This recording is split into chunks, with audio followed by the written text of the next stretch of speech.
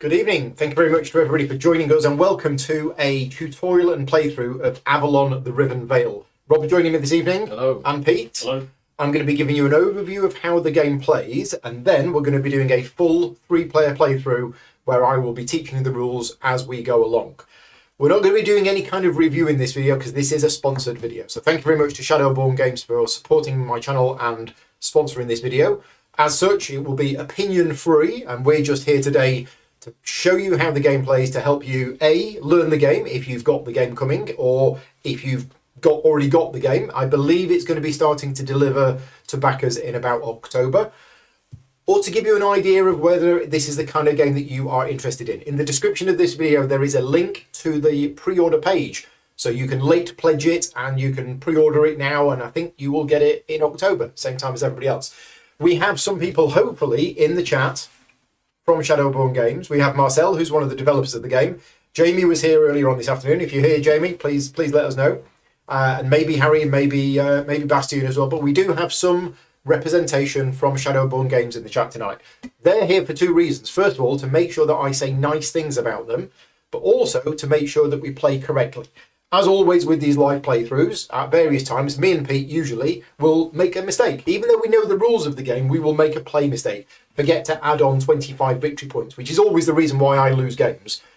If we do anything like that, or we make a misplay, we will be keeping an eye on the chat. Please point them out, keep us honest, and make sure that we play the game as correctly as we can do.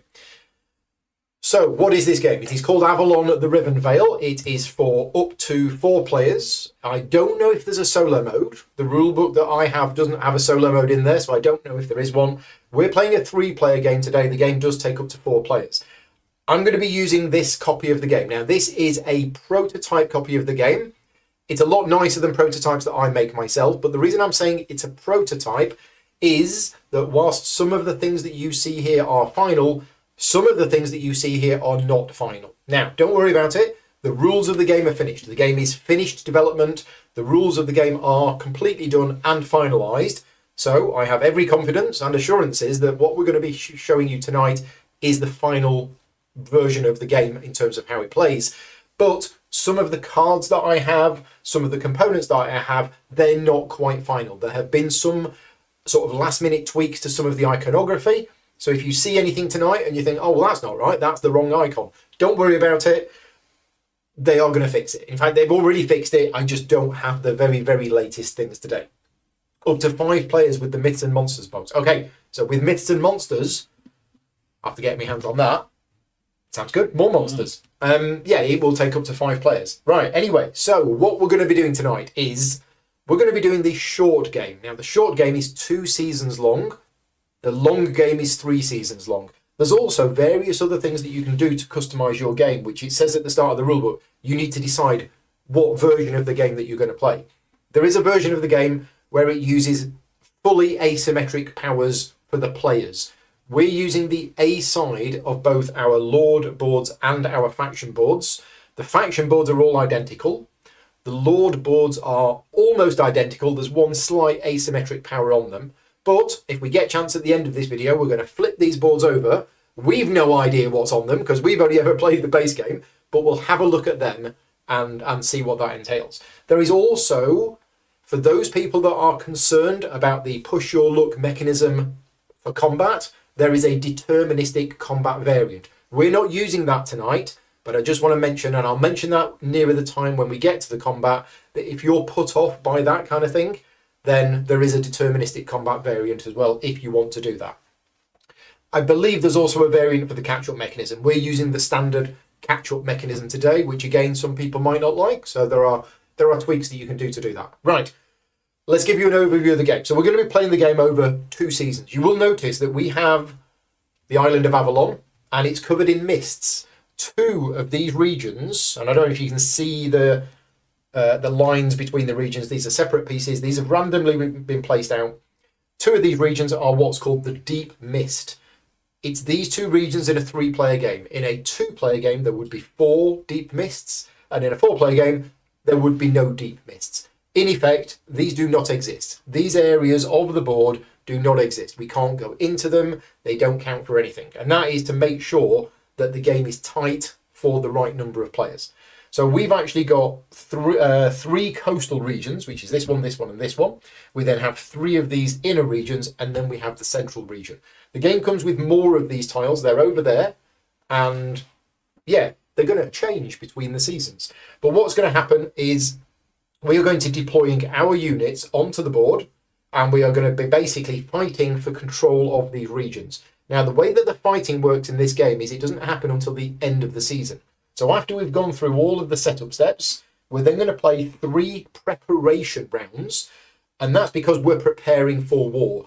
In those 3 rounds, we are going to be deploying our units onto the board, we're going to be moving them around, we're going to be establishing settlements, we're going to be doing all sorts of stuff like that, and then we have the war phase, where every single region is going to have some kind of battle to determine who's going to get the spoils, which is essentially victory points, control of artifacts, and things like that. Now, what's interesting with this game is at the start of each season, all of the miniatures are going to come off the board. The settlements that we've built will stay, but all of the miniatures come off. A lot of the land goes back into the mist. Things change. The Holy Grail goes missing if you found it. There's a few things that happen between the seasons. And if you're watching this video and you're concerned by the length of the video, I'm thinking it's probably going to be 2.5 hours. If you just want to watch how to play this game, I would watch all of the first season and then the start of the second season. After that, you will get an idea of how it plays. You don't need to watch the whole video if you're just here to see how it plays. Right, so I think that's it from an overview point of view. We are scoring victory points around the outside of the board, and you'll notice Rob's already won the game. Thanks very much for watching. We'll see you next week. The reason for that is the faction boards that we've got. You've chosen the Knights of the Round Table. Yeah, I chose. Yeah. You chose. And Rob starts with 4 points.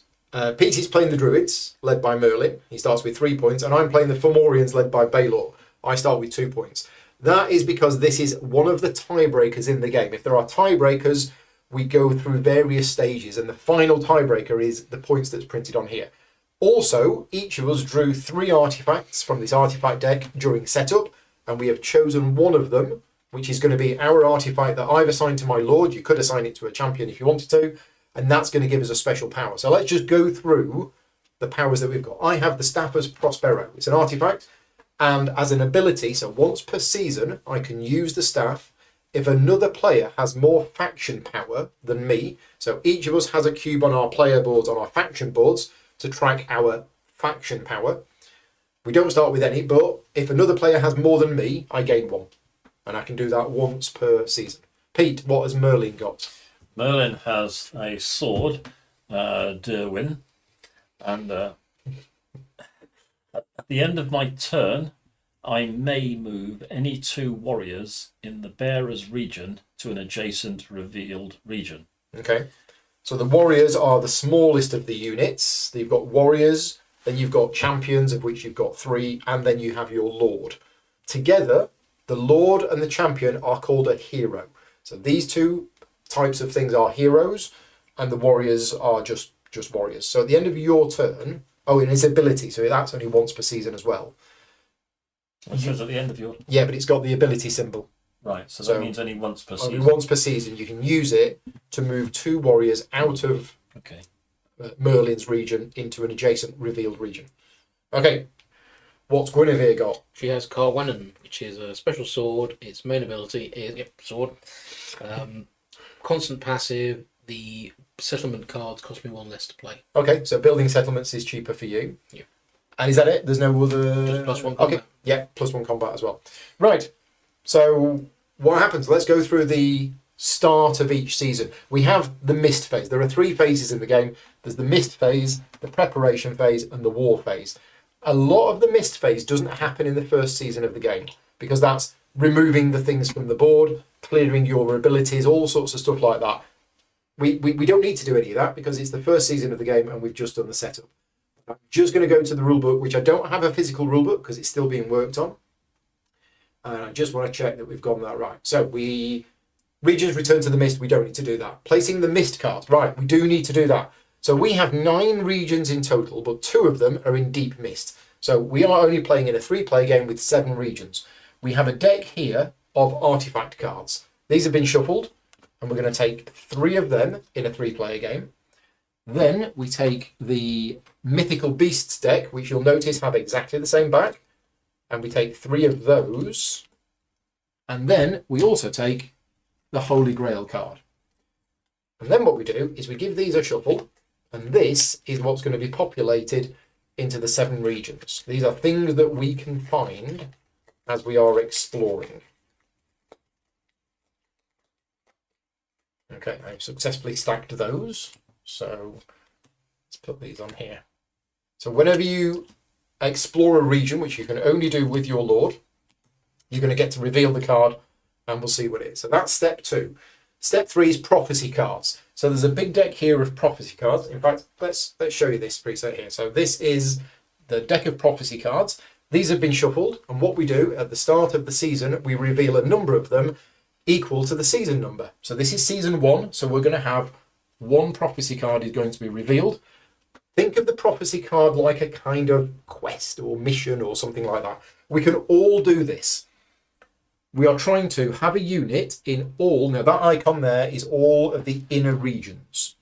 So these 4 here. Now, this one is not in play in a 3-player game. So it's just to have at least 1 unit in each of these 3 regions. Now, that prophecy card is going to disappear at the end of the season, and we'll get 2 more for the new season. The points here, anytime you see anything in the game with a slash, that means season 1, season 2, season 3. So anybody who does this in the season is going to get 3 points, and anybody who does it is going to get 2 favor with the Lady of the Lake. The first player to do it will get an extra favor. Favor is tracked here, and we'll go on to this a bit more later on. But that is kind of an objective that we all want to try and do if we can. Although getting a unit into all 3 of those seems a little tricky, but we'll see. We'll see how we get on. So that's the prophecy card. Then we would reset our abilities, but we haven't used any. Gain settlement bonuses. Any settlements that you have built on the board will gain you a bonus as soon as you build them, and also at the start of each season. We don't have any of those. Rearrange artifacts. So as you've collected artifacts during the game between your Lord and your champions, you can swapsies them. You can rearrange them. And then finally, we draw cards. Now, we have decks of cards, and you'll notice they've all got the same back, but we have blue cards, which are generally about building settlements, green cards, which are generally about deploying units, yellow cards, which are moving units, and red cards, which are used in battle. And everybody, and we've done this ahead of time so that we had a bit of time to look at our cards, everybody draws 2 cards from each deck so that we have 8 cards in hand. Then you will also have one of these cards. Every player has one of these cards. This is a divider card, and this is absolutely essential for one of the core mechanisms of the game, which you're about to see. Now, one thing with this game is at the end of the season, at the very, very end, any cards that you have left in your hand are discarded, but you get 1 point for each card. Now, cards, hand management is a big part of this game. Card and hand management is a big part of this game. You want to be very careful not to run out of cards in certain situations, but if you do manage to have extra cards, then you can get rid of them for points at the end of the game, which is quite useful. And you will start with 8 new cards at the start of season 2. So that is the whole of the mist phase done. We now go into the preparation phase. This is where the bulk of the game is going to take place, and we're going to play over 3 separate rounds. In each round, first of all, we simultaneously choose which card we want to play. And the way that you do that is you've got all of your cards in your hand. You choose the card that you want to play, not the red cards. The red cards are used in battle, and you put it to the front of your hand. Now, I'm just going to show you on the big screen. I'm just going to show you an example of a card. Right? So this is an example of a card. It is a maneuver card, a card that allows you to move. This is the initiative value of the card, which is between 1 and 3. We'll explain that more in a minute. But the cost to play this card is this. So in order for me to play this card, I need to discard another, I need to use another card to pay for this card. So that's a fairly normal card, but this card, for example, this costs 2 cards to play. Now, how do you pay for these cards? Well, the way that it works is this is where the divider card comes in handy. What I'm going to do is, if I zoom in on my player board, hopefully, if this is in focus, it might be a little bit out of focus, But what you do, let's say I wanted to play this card, right? I wanted to play this card, which has a cost of 2. So what I would do is I would put this to the front of my hand. The 2 cards, which I'm going to use to pay for it, I will now put next. And then you will put your divider card. And then you will put all of your other cards. And that way, nobody knows what you're doing. So you can sit there with your hand of cards like this, and because everything has the same back, nobody knows what you're doing. And then once we've all done that simultaneously, we will reveal our cards, and then you basically look through and you say, look, I'm playing this card, it costs 2 to play. There you go, I've done it correctly, and you put that face down in front of you. Then we look at the initiative value on the card. Whoever has played the card with the higher initiative will choose where they want to go in turn order. They might want to go first, they might want to go second, they might want to go third. But essentially, we go through the initiatives and players decide in which order they want to take their turn. Now, if there's a tie, because the initiatives only go from 1, 2, or 3, then there are 3 tiebreakers in the game, which apply to a lot of the game. First of all, if you have the Holy Grail, you may decide once per season to break a tie. So whoever has the Holy Grail gets that opportunity first. The next one is the current victory point. So right now, Pete, who's on 6 points, because he started with 3 and he's got an artifact that was worth 3, Pete would actually win on the second tiebreaker. And if it was still tied, that is where you go on the printed value on the player boards. So if it was a tie in terms of points, I would choose first. So higher initiative always goes first. Oh, only on ties they choose which order they go by the tiebreakers. Yes. Oh, right. Okay, sorry. I got that wrong. I misunderstood that this afternoon. Okay, so highest initiative goes first, but if 2 people tie, they choose which order they go by the tiebreaker. Oh, right. The Okay. person breaking the tie gets to pick. So if I play 3 and you 2 play 1, You go. I'm going first. Right. Okay. Apologies for that. I misunderstood the rules this afternoon. So I go first. But then you 2, you go to the tiebreakers. But within the tiebreakers, if you win the tiebreaker, you decide where you want to go first within that. Okay. Right. Interesting. Okay. And then we'll get to play our turns. And we'll explain the turns as we're doing them. But I think that's probably enough for the rules overview. Sounds good. Right, okay, so we're all going to now... Oh, yeah, while you're thinking, I just want to show you my player board, because this is another big part of the game. Abilities. On your player boards, and remember these are the A side of the boards, these are the simple versions. On the right-hand side, your faction has 1, 2, 3, 4 abilities. Move, deploy, gain a card, or claim victory. And claim victory, don't worry, that's not I'm going to win the game, it's just gaining victory points. Now, these abilities, represented by this icon, are once per season. Not once per turn, not once per round, once per season. And when you do them, you mark them with a cube to say, I've done it. Now, this one costs you 1 faction power. This is your faction power. This one costs 1. This one costs 1. This one costs 1 to 5, but you gain points based on how much you spend.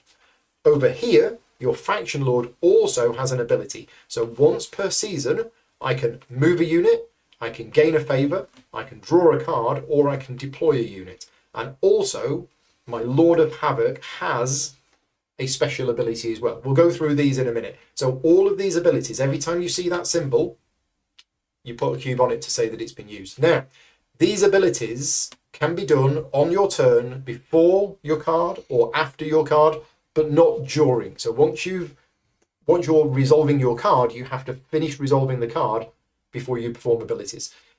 It's really important because you can do a lot of clever things. For example, the blue cards are generally about building settlements. To build a settlement, you need to have a strength of 1, or at least a strength of 1, in a region. So you might think, well, I can't build a settlement on the first turn of the game. And you would be wrong. Because what you can do is you can play the build settlement card, and then before you resolve the card, you can say, I'm going to deploy my lord. Your lord comes on, explores, and then you resolve the card. So using your abilities will allow you to do some clever combinations of things. Right, that's enough to start with. So I am going to choose, bearing in mind the prophecy as well, which is quite interesting.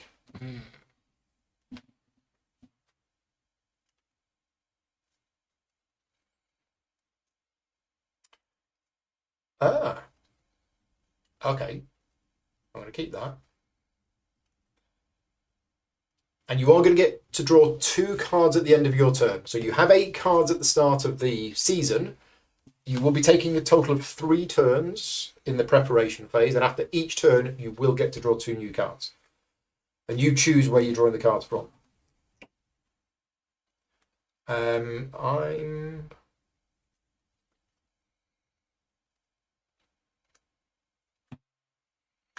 Yeah, I think I'm good.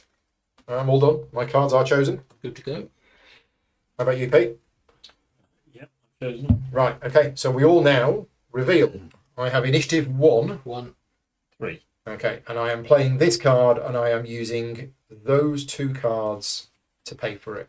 So, just going to put them in front of me. Put them over here. Playing this one and using those 2. 2. Yeah, I'll show that card in a minute, and your 1 as well.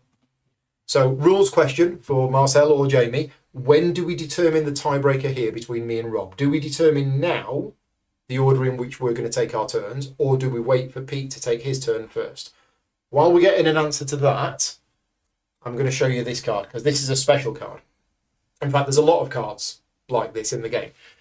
And you'll notice here that there is an asterisk next to this cost. So the cost to play this card is normally 3 cards. But if you look down here, it says, if you pay a 3 initiative card to play this, then you don't have to pay that. So it's 3 cards, unless one of the cards that you use to pay for it is 3 initiative, in which case it only costs you 2 cards. So keep an eye out for this asterisk, because it means you can actually get a discount on playing these.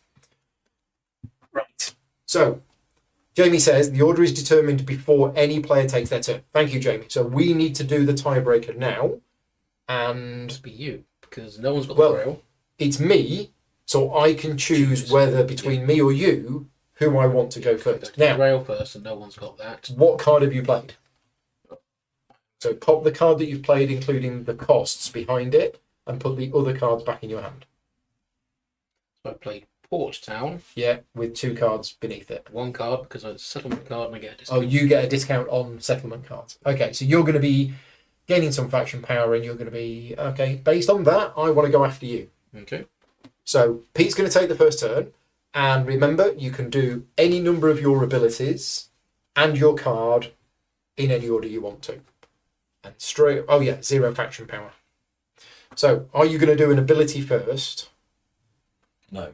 You're going to do your card. Okay, at which point I'm going to show your card on screen again to show, and we're not going to do this for every card, but certainly at the start of the game I'm going to explain this. Now, you follow through all of the stuff on the card in reading order. So we're going to go from left to right on the top and then down like this. And the first thing that this says is deploy 4 units. Now, whenever you see a plus symbol with a number of little people after it, that means you must deploy them all to the same region. So Pete is going to deploy 4 units, or up to 4 units, to the same region. Then he's going to get 3 points. Now, normally the rules for deployment are a certain thing, but this special ability, which isn't going to apply because we currently haven't started playing the game yet, but he could deploy to a revealed region. And if you paid a move card to do this, then you will draw a card as well after it. So the normal rules for deployment. First of all, when you deploy a unit, you can choose any of your units. You can choose your Lord, you can choose your champion, or you can choose one of your warriors. But you must deploy to either a coastal region or a region where you already have a settlement. So at the start of the game, none of us can deploy anywhere other than these 3 coastal regions. Now, the special text on Pete's card was he could have used that to deploy to any revealed region. So let's say, for example, we're later on in the game, I'm in the middle, the region's revealed, Pete could have played that card to deploy directly into that revealed region. But as it is, you get to deploy 4 units to 1 single coastal region or wherever you've got a settlement. So the Lord's coming in and 3 warriors. Okay, now let's talk about exploration. Only your Lord can explore. So if Pete had have sent in 4 warriors, that would be a silly move, but if you had have done this, then these 4 warriors are basically lost in the mist, right? they are counted as not really even being there. They have no strength and they can't move. So if you move anything into an unrevealed area, they can't move again because they're just completely lost. But as soon as your Lord goes in there, you may choose to explore. Now, the rules are may, but you generally always want to. If you're playing the advanced version of the game where you have 2 leaders, you may not want to. And the reason for that is you can only explore once per turn. So let's say Pete had a special ability, which was to move his leader twice. He would not be able to move, explore, move, and explore again. And he also couldn't just move, and explore here, because any unit, including your Lord, which is in an unrevealed region, cannot move. They can only move out once the region has been revealed. And Marcel is saying only the knights have 2 lords in the advanced version. So in the advanced version of the game, you have 2 Guinevere and Arthur. Right, okay. So do you want to explore?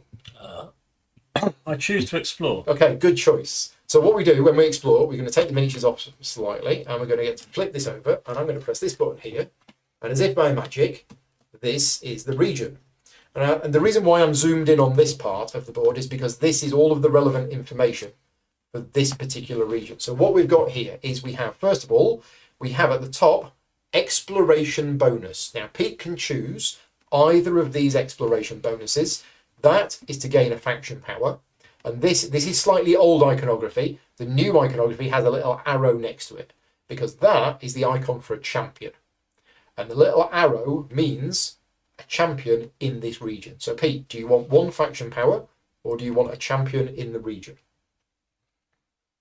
Pete's going to put a champion into the region. And notice the champions have a number of notches around their base, because you have 3 champions numbered 1, 2, and 3. And that's relevant because the player boards, you can assign artifacts to the champions. Right. Other things that we have here. We have this. This indicates that this is a river type of region. Certain things in the game, prophecies or cards, might refer to this particular icon. This here is the point. So when we get to the battle phase, or the war phase, which is going to happen at the end of this season, whoever wins this region is going to get 8 points. Now, if you're second, you get half of that. So you're going to get 4 points, even if you come second. And that will change. So this region is interesting because in season 2, it's only worth 6 points. In season 3, it's worth 9. We also have 2 spots for settlements. Whoever builds here will get 3 victory points. A single player cannot have 2 settlements in the same region. Settlements give you a point where you can deploy new units to, and they're worth 1 strength in the battle as well. So that's the region that has been explored, and Pete got a bonus for exploring it. But also in that region, we've flipped over the card, and there's 3 types of cards as we've seen. Remember, these cards were either artifacts, mythical beasts, or the Holy Grail. And this is a mythical beast because it says mythical beast on it. Now, whenever a mythical beast gets revealed, we get the appropriate figure, which just happens to be this one, which is right next to me. And what we're going to do now is we're actually going to do a bid for who gets control of this mythical beast. This happens as soon as the mythical beast is revealed. And what we do is we leave the cards that we played for this turn on the table. We take all of the rest of our cards in our hand and we decide what we want to bid. And very simply, this is where this card comes in useful again. Any cards that you want to bid, and you can bid any number of cards, you put them before your divider card. So let's say if I did that, I'd be bidding 5. Now, Pete, as the exploring player, gets 1. So Pete already has a bid of 1, and the rest of us, me and Rob, we can choose to play cards. You don't have to bid if you don't want to, but whoever wins this bid will spend their cards, but they will gain control of this mythical beast. That is going to give them an advantage in combat, and Bogatha has a passive ability that once per turn, whenever you gain favour, you can gain faction power instead, or vice versa. And she's got 2 battle strength. So in the fight, she's going to contribute 2 battle strength in this region. Now, these mythical beasts, they stay on the board unless they have an ability that allows you to move them. But at the end of the season, at the start of the next season, they will come off the board, but they will be yours. And you mark them with a little plastic flag, which you put in them. And then you can deploy them in future. But for now, we are going to have... Oh, and it's also 2 points to whoever gets it. So, again, card management. It's painful. And this is my third game of this. And the card management gets more painful. The first time I played this, I had no idea what I was doing. So I just kind of did things at random. But now I know the relative values of things. It actually just makes the decisions even harder.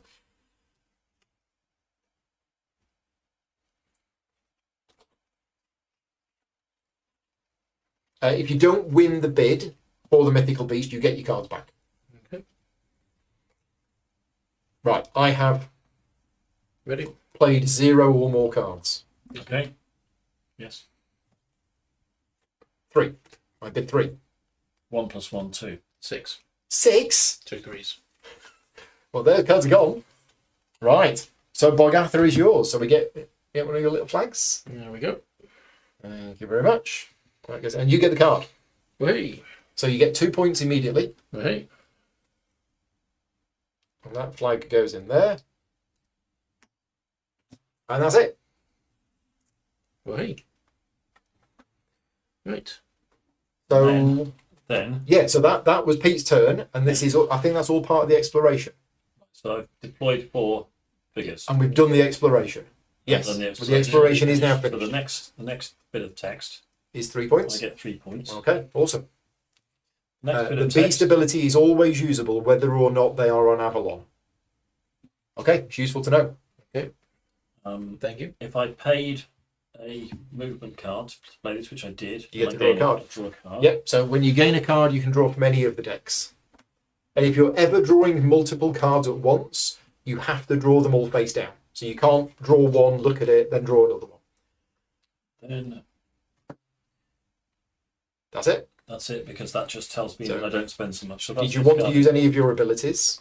No. If not, that is the end of your turn. So at the end of your turn, the cards get discarded. Now, the rules say you're supposed to make a discard pile for each one, because if the decks ever run out, you shuffle the discards and make a new deck. Just for today, I'm going to put all of the discards over here, because I don't think we're going to run out in a 3-player short game. So I'm just going to keep the board tidy and put them there. Okay. And then you draw 2 cards. So the drawing of 2 cards happens at the end of your turn. And now it's Rob. Yep. So I'm going to start off by activating Guinevere's special. Okay, so before you do, I will show everybody my abilities, because remember, this ability line here, everybody's got the same. So this is once per season. You can put a cube on there, and then you can either move 1 unit to an adjacent region, gain 1 favour, draw 1 card, or deploy 1 unit. Rob, you are... Moving or deploying 1 unit, which is my champion, Yep. to here. Okay. Whilst I'm there. We do an immediate explore. Yep. Right, so this is even before we've started resolving the card. And we get to explore. So I'll give you your card, and we'll reveal the region. And it is Morcarig. So I can pronounce that one. It doesn't have lots of L's and D's in it. The exploration bonus is you can either... Oh, it's the same as this one. You can either have a champion in this region, or you can gain 1 faction power. Okay. I believe I'll take a champion in that region. Okay. Okay. Mr. 1 comes in to say hi. Hello. Right, so the region is going to be worth 4 points to whoever has control of it in the war phase, 9 in season 2 and 13 in season 3. There are 2 settlement spaces. This one is worth 3 points, and it is a mountainous terrain for anything that refers to mountainous terrain. Okay. And what have you found in the region? I have found Chastopol, another magic sword. Once per game, reduce the cost of one of your building cards to 0. So Okay, I've got now the 2 most different- important rule about whenever you find an artifact in a region is it stays in the region. The reason I'm saying that's the most important rule is I got it wrong approximately 6 times in the practice game this afternoon, but I've got it right. So that artifact is in the region. Once we resolve the war, whoever wins the battle for that region not only will get the points for that, but they will get this as well. So they get to claim the artifact from the region if they win the battle. Okay. And now we do your card. Now, I have 3 combat value in that region. You do, because your every figure is worth 1, but your Lord, Guinevere, has an artifact which gives you 1 strength. So you have a 3 strength in that region. And the rule for this card is I only need to pay 1 discount if I have at least 3 strength in there. Okay. So that would mean I don't actually have to play this. I believe, and the designer will correct me if I'm wrong on this. Because I haven't actually played the card yet. Yeah. So would that then mean with that discount plus that discount? Just give us the card. I'll show it on the big screen. So basically what's happened here is Rob is playing this card. This card has a cost of 2, but because of Rob's special ability, do you want to just pass me that card? Card of 1. There we go. We have Combo-tastic going off here. Because of this passive ability, your settlement cards cost 1 less card, minimum of 0. So we're going to ignore that one. So he's only paid 1 card to play this, but because he now has at least 3 there, is this card effectively free? And does he get the card that he paid back into his hand? We'll get an answer to that in a minute. But for now, you're going to place a settlement. Because regardless, I'm building the settlement. You are building the settlement. So I'm going to show you my player board again. The settlements are placed on here, and you build them from left to right. And when you build one, you're going to remove it from here and place it on the board, and you will immediately get what's printed on it, which is 2 points, and deploy 2 warriors into that particular region. Okay. Now, settlements are going to score when you build them, at the start of each season, and at the end of the game. So, and Jamie and Harry have both said, yes, you get it back. That card So goes back in that your card's hand. going to go back. That one jumps up by 2. Yeah, I and get, you're placing the settlement here, means I get which is another 3 points. 2, 3, and that jumps to there. Yeah. And these 2 bods show up and say, howdy doodly do. Yeah. And I think. Oh, no, I actually have my turn. So, actually, Yeah, first things actually- first, I would have gone up on this track. I instead choose using Boghart's ability to go up on that track, Okay, that's then interesting. means Which I actually does move you up. still on this Yeah, track. so the favour track, let me just show you the favour track. There's icons on the favour track. There's not many. This one is gain a faction power. We'll come on to that one later on. That's draw a card, get points. And if you do manage to get to the end of the track, you get Excalibur.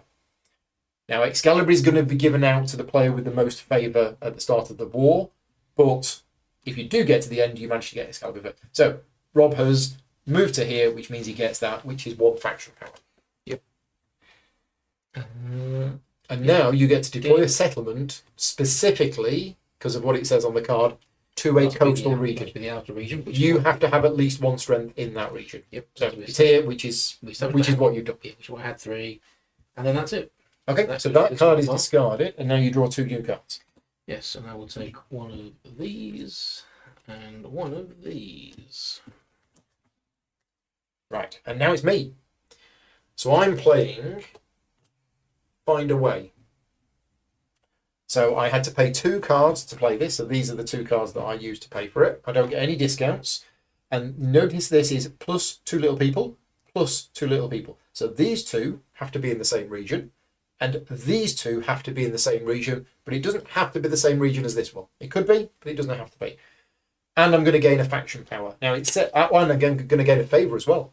And it also says you may deploy to any 2 revealed regions. So actually, this doesn't make any difference because I was able to deploy to these anyway because they're coastal regions. But again, with this card, I could have deployed somewhere inside. Now, before I do the card, I am going to activate the Staff of Prospero. If another player has more faction power than you, which is why I went after you, when you chose not to gain the faction power and do that instead, I thought, oh no, but actually it works. So because another player has more faction power than me, I gain a faction power. Right, and then do I want to do the card? I think I do. So I'm deploying 2, and then another 2. And okay, I mean, nobody's gone there yet, so it makes sense that I go here, and I'm going to bring in my Lord, Baylor, and a champion. So I'm going to get to explore, because everybody else is exploring. It looks like fun. What have we found? We have found Cargill Dramfin. So I get an exploration bonus of 2 warriors in the region or a faction power. I'm going to have a faction power. No. Oh. No, I'm going to have 2 warriors in the region. Right. And then we see what's there. It's the Slaw. So it's I don't quite understand. I don't know what this is from Arthurian legend, Well, but it's the Slaw, apparently. it's the Slaw. Yeah. So it's a mythical beast, which has 2 battle strength, and when as a ability, when this deploys or moves to a region with at least 3 enemy units, you may destroy a warrior there and gain a strength token. We've not spoken about these strength tokens because I've not seen anything that uses them yet, but these will add strength in battle. So the Slaw is there, and we're going to have a bid for it. Now, I cannot have a second one, so if I bid and win this, You will choose which one to keep, that's fair enough. and I've got a bonus of 1 because I'm the one that did the exploring. If any of you want to look up the Slaw on like Wikipedia or King Arthur websites, it's the Slaugh. It's like some kind of very Slaugh. large skull. It look amazing when it's painted. It's like a collection of the dead, doesn't it? It does. Yeah. It does. Reminds me of the film The Mummy, just, just the massive Yeah. mouth going out, yeah. Right, I have bid. The Irish Wild Hunt. Okay, right. It's the Wild Hunt book.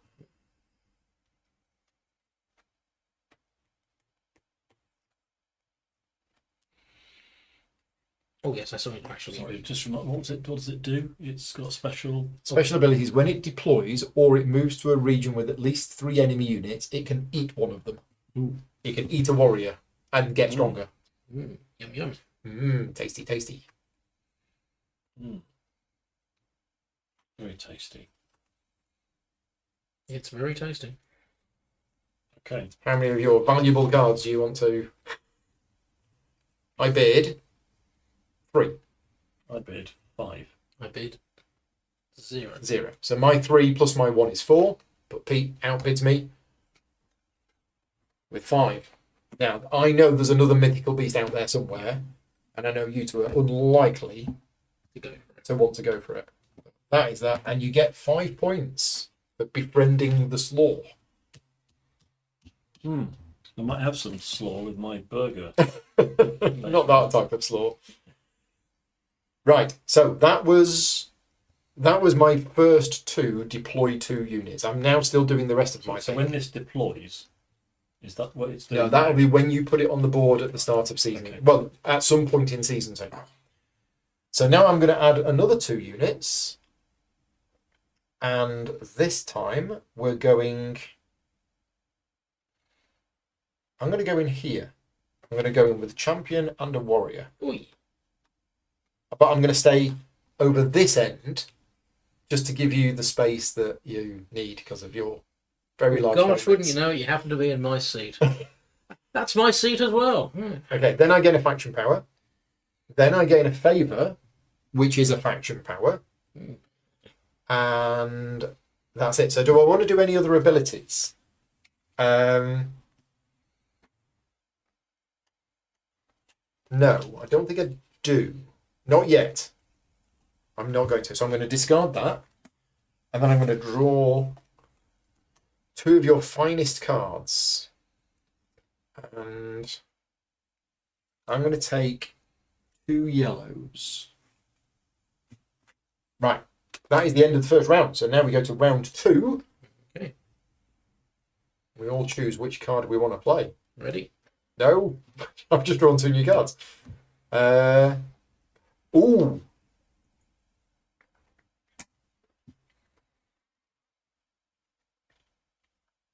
No. That's the one we want.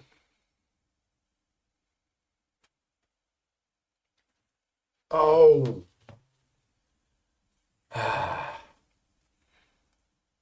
That's really good, but it's really expensive. Okay. Let's...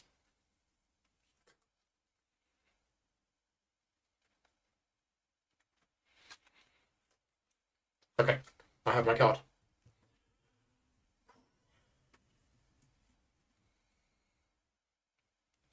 while Pete's thinking, Sorry. no, it's fine. What I'm going to do is I'm just going to show you some of these cool minis. So, and I think these are pretty much final quality. So this is the Fomorian Lord Baelor. Just focuses on. And yeah, the quality of the sculpts is extremely good. They will look better if they're painted, as most things do, but you don't need to paint them because it's nice coloured plastic. And Bokatha, the first one we found. So this is like an old crone. So there we go. Right, where was Baelor? He was over there. Right, have we chosen our cards? Initiative value of 1, and I'm paying 1 card to pay for it. So I'm paying 1 as my discount. I'm paying 2. I don't know. I've got 3 yet. It's just those 2. Okay. Sorry. So you're initiative 3, so you're going to be going first. Out of me and Pete, neither of us have the Grail, so it's going to be me that chooses where I want to go. So I'm going to go before you. So Rob's going to go first. We don't use the. Yeah. We do. He's lower down. I'm lower down. He's So you choose. So I get to choose. And I'm going to choose to go before you. So before we go any further, each of our lords has a special ability. So mine is that if I have the most strength in a region with Baelor and there is an enemy settlement there, I can steal a random card from that enemy. So just be careful if Baelor starts going around on the rampage in an area where you have a settlement, I can steal cards from you. What is Guinevere's ability? So if in a battle where I have strength but I'm not winning, I can spend faction power unlimited number of times to gain 2 strength per point spent. 2 strength for each one. Yep. But only if you're not winning. Yep. So half battle, you're already losing the fight, and then I can jump it. Okay, now I have a rules question, because we've not played with that one before. Can that ability be used after the cards have been revealed? Or before? it says on there, does it? Before the battle. So before we just did. Okay, before. So we add up the strength, and then you can get help from the hordes. Yep. And then we do the actual battle. Right, okay, no need for the rules question.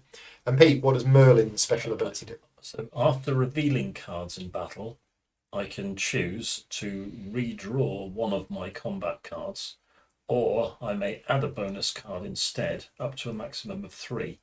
And this might stop my battle plan from failing. Oh, okay. So if you put 2...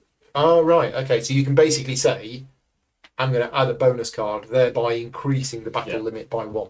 We'll explain battle in a bit more detail later on. Okay. So before I you'll go. start the card, I'm going to spend 1 of these to activate this ability, Which is to move my lord any amount of people from one region to another region. Funny enough, I'll explore. So just your lord into here. Yep. Nothing else. Yep. Because you would need to decide at this point. Right. Have the card, don't show it just yet. Okay. Tyrannas. Right, anyway. Exploration bonus is either a favour, 2 warriors in this region, or a faction power. Okay, I will take an additional favour. Favour. Okay, so it's time to explain this. So this here is the catch-up mechanism in the game, and we are playing with the catch-up mechanism in the game.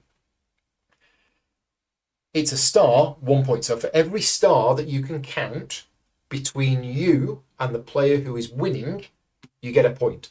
So what we do is we look at the player board, and you will notice, the main board, you'll notice these stars all the way around. So if you're currently winning, it's not worth anything. But if I was to trigger that ability right now, I can count 1 star between me and whoever's winning, which means I'd get 1 point. It's really useful when somebody is way ahead on points. You can end up getting 5, 6, 7 points from this. But it's only the stars in between you and them. It doesn't count stars on your space or on their space. Okay. But anyway, you move to there, it doesn't do anything for you. Yep. But it moves you further down the track. It moves you further up the So track. more Yes. like Excalibur. Yep. Next. Then I will actually resolve the card. So it costs me 1, which I'll spend 1 because it's a construction card. And Well, you spend at the end of your turn. Sorry. Yep. So I build the next settlement. The next settlement. So that Wow. gives me 3 VP. Yeah. 1, 2, 3. And you're building it onto here, which is another 3 VP. 1, 2, 3. Building it gains me 2. 2 warriors into that region. And then because I built it in a region where there's no enemy units, I gain 2 more warriors. So at the end of your turn, you check your limit of 5. It's 5. Yep. Wow. And then what we It's got 2 found- settlements out already. What we found was the Tarnhelm. It's another artifact. Unlimited number of times. Whenever the bearer explores, you may spend 2 VPs to gain an additional exploration reward, different from Different the from the first. first. Okay, so that's another artifact. Now, this region is worth 7 points in Season 1, 8 in Season 2. And the artifact in the region is worth 2 points. So that is there.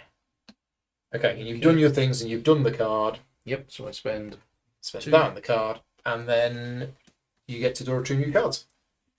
Yes. And I will take warfare and a build. Okay.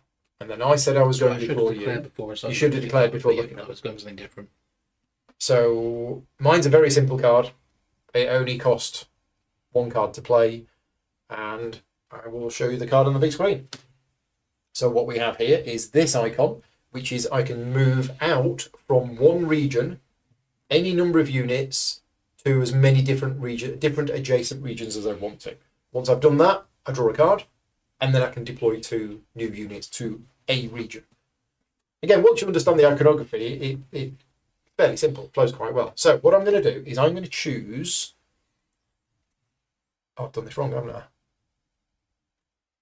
Have I done this wrong? Have you?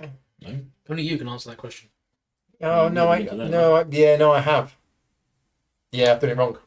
I meant to put these here so that I spread them out like that. Okay, so we need a new plan. So Balor might be going in there. Yeah, so I'm going to use my board. I'm going to do all sorts of shenanigans here. Right, the first thing I'm going to do is I'm going to use 1 faction power to do a deploy. And I'm going to deploy 2 units into here, because I can, because it's a coastal region.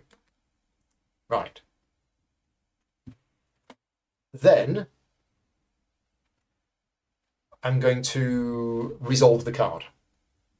So I'm going to choose this region, and I'm going to move... Oh, no, it doesn't work. Oh, I've just remembered the rule. Anybody who's in a thing doesn't count. Oh, I forgot that. You need to get the heroes in to actually. I was trying to get that prophecy. Quite difficult because all the heroes have to. Well, I'm going to assume one of you 2 is going to explore here. I really hope you do. Because otherwise the plan doesn't work at all. And you've just explained that to us because. And I have, yes. Oh. Rats. Okay, I still want to do that.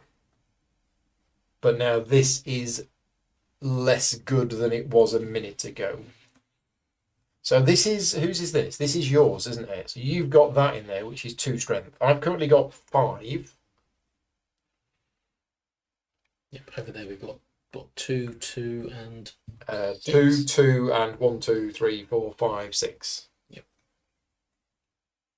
Yeah. Okay. So, well, I've done that now. I'm now going to do this, and it's move everything from one region. I can split it up wherever I want to.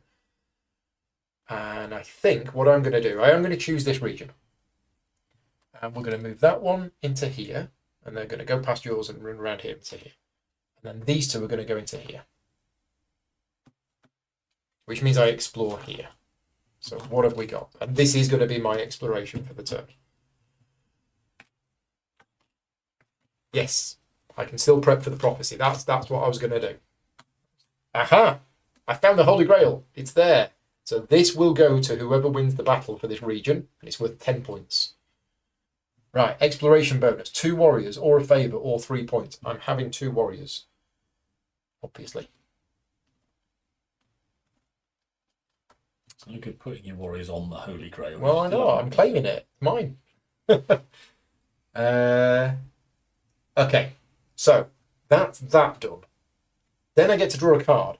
So I'm going to have... Can I have a red card, please, Rob? card 4. That's that. Then I get to deploy 2 people. So Well, now then, these two people can go in any coastal region or where I've got a thing. So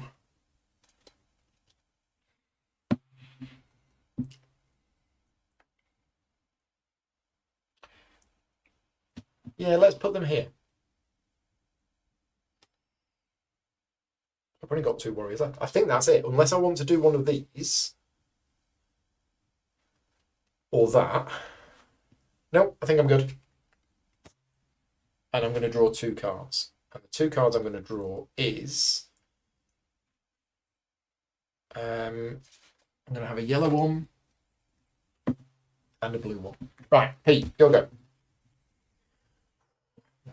Jamie is saying you will want to try and get heroes into valuable regions. Yes. So just as a reminder for Rob, but we haven't explained this yet, when we get to do the battles, if you have either your lord or a champion in the region, you get to play cards. If you don't, if it's just your warriors and your mythical beasts, you still contribute to the battle, but you don't get to play cards.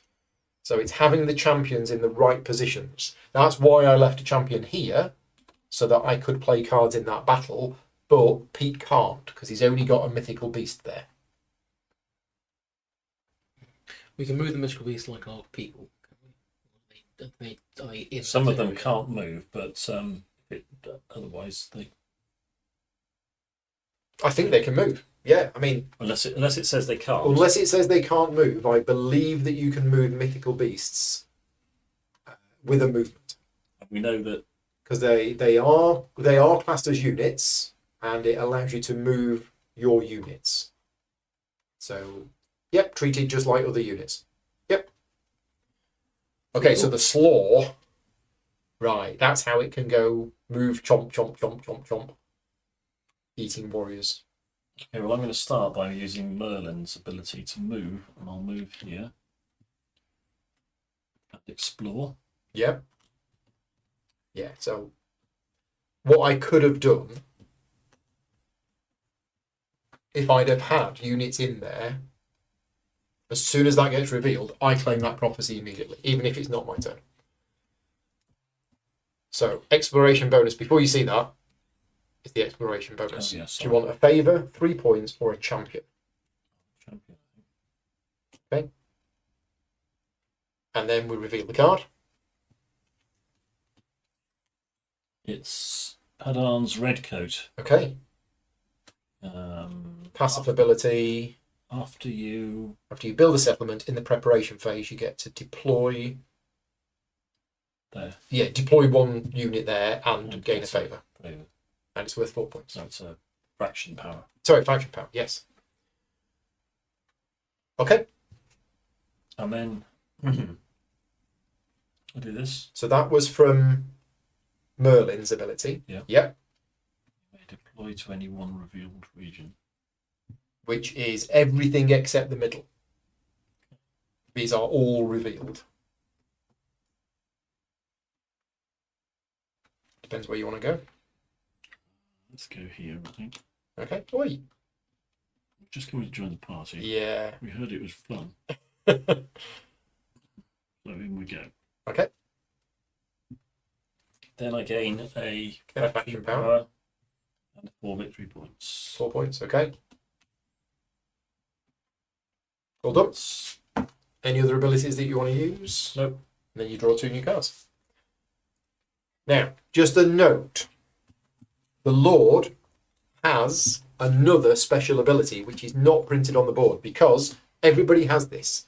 So far, we have seen deploying and we've seen moving.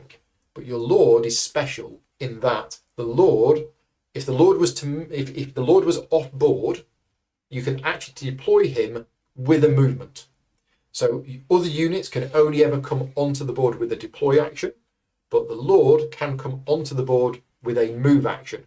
And when it's played as a move, it's treated as if it's a deploy. So they are a lot more flexible regarding that. Okay, so we're now on to round 3 of the preparation phase. And for those of you who didn't know the game before watching this video, you may have just worked out you only get 6 turns in this game. Because we're playing 2 seasons, and in each season, 3 rounds, and in each round you get to play 1 turn. So You are only going to get to play 6 turns in this game. This is not a long game. If we weren't streaming this and explaining the rules to you, I reckon we could play this in 90 minutes. This is definitely not a long game. Okay, so this is our last turn of this season. Before we go into the wall. Right. Well, can I now do the plan that I was going to do? Maybe. And there's so many things that I want to do.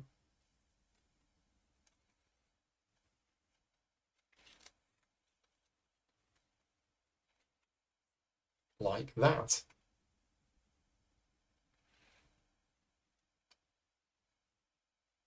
Except that's no good.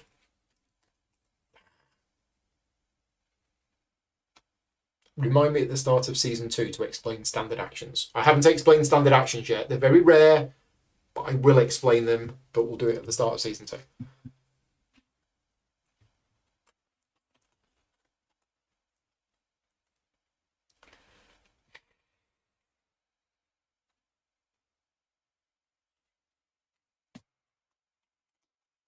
Okay. Is that going to happen? It might. It might. But if I do that, that means I can't do that. Oh, I've got that.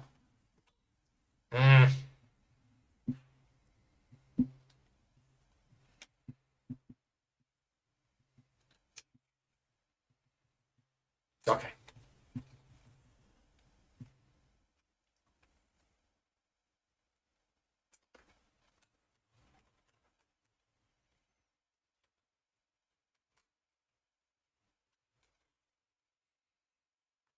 Right. I'm done. 3. 2. So I'm paying for this with 1 card. Paying for this with 2. Okay, so out of you 2, anybody got the Holy Grail? Sure? Not in your pocket? It's Pete's call. Pete's call. Do you want to go first or second? First. Okay, so you're going first, Rob's going second, and I'm going third. Okay, seek new paths. If you explore a region, Well, it's the icon is move. any amount of units from one region, split them up. But before you do that, you do all of the movement first. Yeah, doing the Is movement. that's it? That's my movement. Just that? Yeah. Okay. So then I do the exploration. Yeah. Okay, so I'm going to show this on the camera because this is slightly different thing. Because this is the middle region. There's 2 of them included in the game. There are no settlement spots on the middle region, but the bonuses are quite high. So it's worth a lot of points. Season 1, Season 2, Season 3. The exploration bonuses are nice, but there is no space for settlements. So you can either bring in to this region all of your units from or any amount of units from adjacent regions into this one, or you can have a faction power, or you can get a card, or you can add 2 warriors to this region. Okay, and we have our third and final mythical beast, which is The White Hart. Yeah, which is a pub on the high street in Columpton. And in Exeter. And there's a White Hart everywhere. So there we go. Traditional British pub name. There is the White Hart. Right. So we're bidding for the White Hart. Pete, you get a +1, but both of you 2 already have, which means you want to let me have it for nothing, yeah? Yeah, sure, let's go with that. Yeah, seems fair to me. Okay.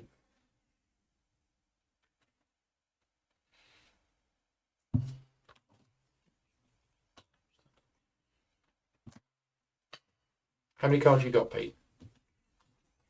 2. So 2 cards and your divider card. Yes. Okay. Rob? 5 Quite a plus few. my divider card. Okay.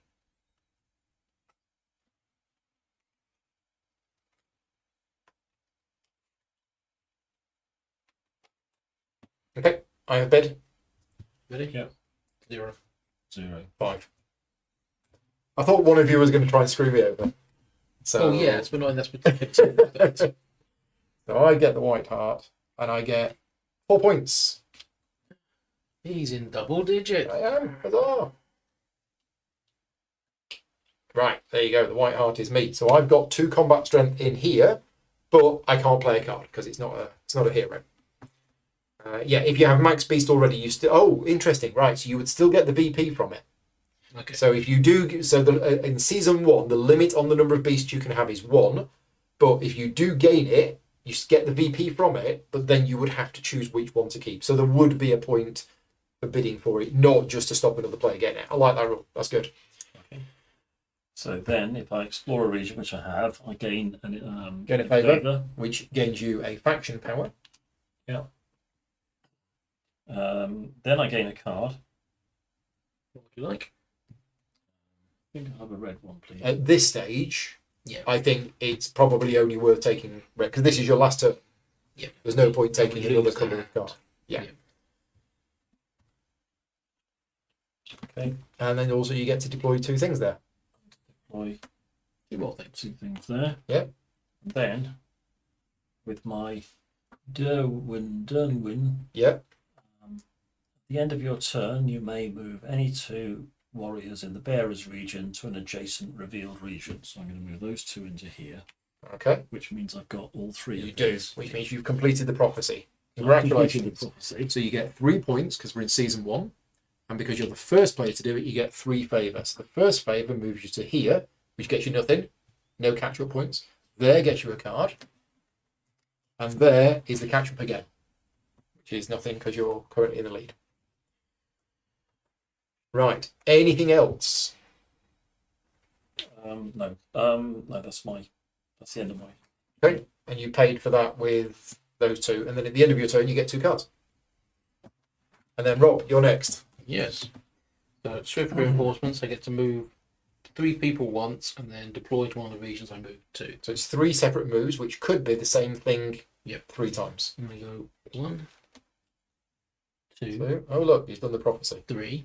This one? No, my. Oh, this one to to here. Yeah. Because you've got a lot of people there. Don't worry about these.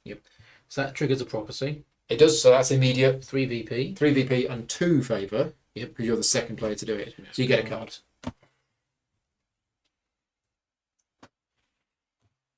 Then you put a cube on there to show that you've done it. Yep.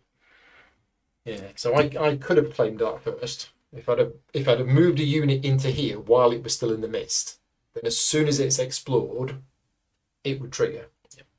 Then I will drop 2 more guys using the phone. One of the regions I moved to, I did move someone into here, so that gives me 5. 2 more there. Full 5 strength in there. Okay. Well, 5 units, 6 strength, Yeah, so 7 5 strength. 5 units is what I meant. And then that's the card, and the card cost me to spend it. Any other abilities you want to do on your turn? No, because I could, if I wanted to, I could have taken one of these rather than one of those. Yeah, because you didn't need that. Yeah, but who gets Excalibur? Nobody. I think if it's a tie on Excalibur, I think nobody gets it.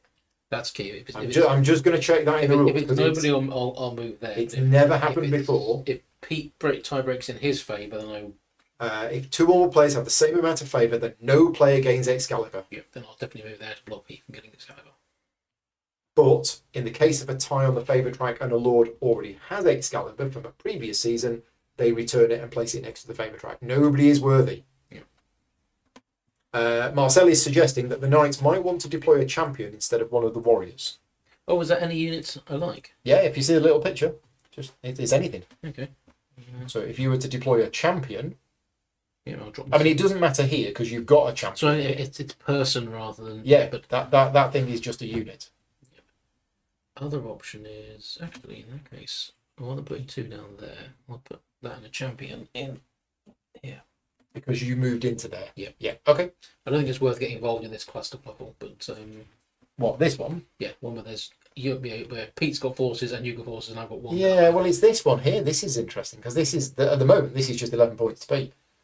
But I would get second place, which is 6. Or you can march in there since your troops It's are not right too next to bad. 6 points to 6 points. Right. Is it my go? Yeah, right. I got mixed up between the helmet, which is the basic troops. Helmet is the warriors, People is and people is anything. Yeah. Right. So my ability is procession. I can choose a region and move any or all out of units wherever. So, you see, I was tempted to go there, but everything's changed. And I get a bonus if I do actually move my lord. I don't want to move my lord now. Everything's changed. Do we want to fight over this place? Not sure. Okay, I don't want to give up on the Grail. That's a massive amount of points. Okay, I'm going to explain standard actions now because I might actually do one. So there are 4 standard actions in the game, and the important thing is if you want to do a standard action on your turn, then you return to your hand all of the cards that you played, the one that you chose to play, and all of the ones that you used to pay for the cost. They go back to your hand. And then instead of doing what you were going to do, you do one of 4 standard actions. The first standard action is draw a card. The second standard action is discard any one card from your hand to deploy 2 units.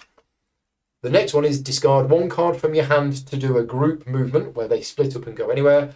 And the third one, also the last one, is discard 3 cards to build a settlement. Now I'm looking at this and I'm thinking, do I really want to move this out? I've done all of this wrong. I really should have put things elsewhere. I mean, I could do that with this.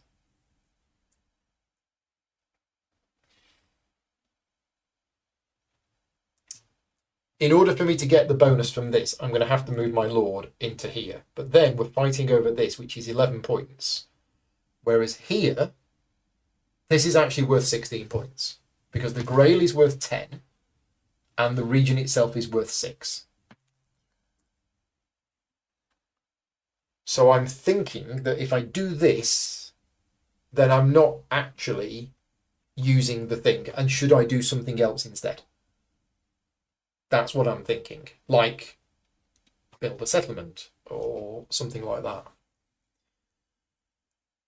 If I did this, would I still be able to claim the prophecy? And the answer is yes. The question is, would I be able to get 1, 2, 3, 4? So if I did the prophecy, that would be 2. I'm not sure I can. Oh, move my lord back and forth. Ah, yes, thank you. Use the ability, but then move him back with this. That's what I was missing. Thank you. Right, so we're going to do this. I am going to move these people from here, and I'm going to split them up, and I'm going to move the lord into there. That's all I'm going to do, I think. Although, Pete, you've only got 2 warriors in here. So if I have 2 warriors in there, there's a tie for second. So you'll probably win it, but then there'll be a tie for second. Now, if there's a tie for second in battle, let me just check what happens here. In case of a tie for first place, all tied players get the first place points, but no other players get any points.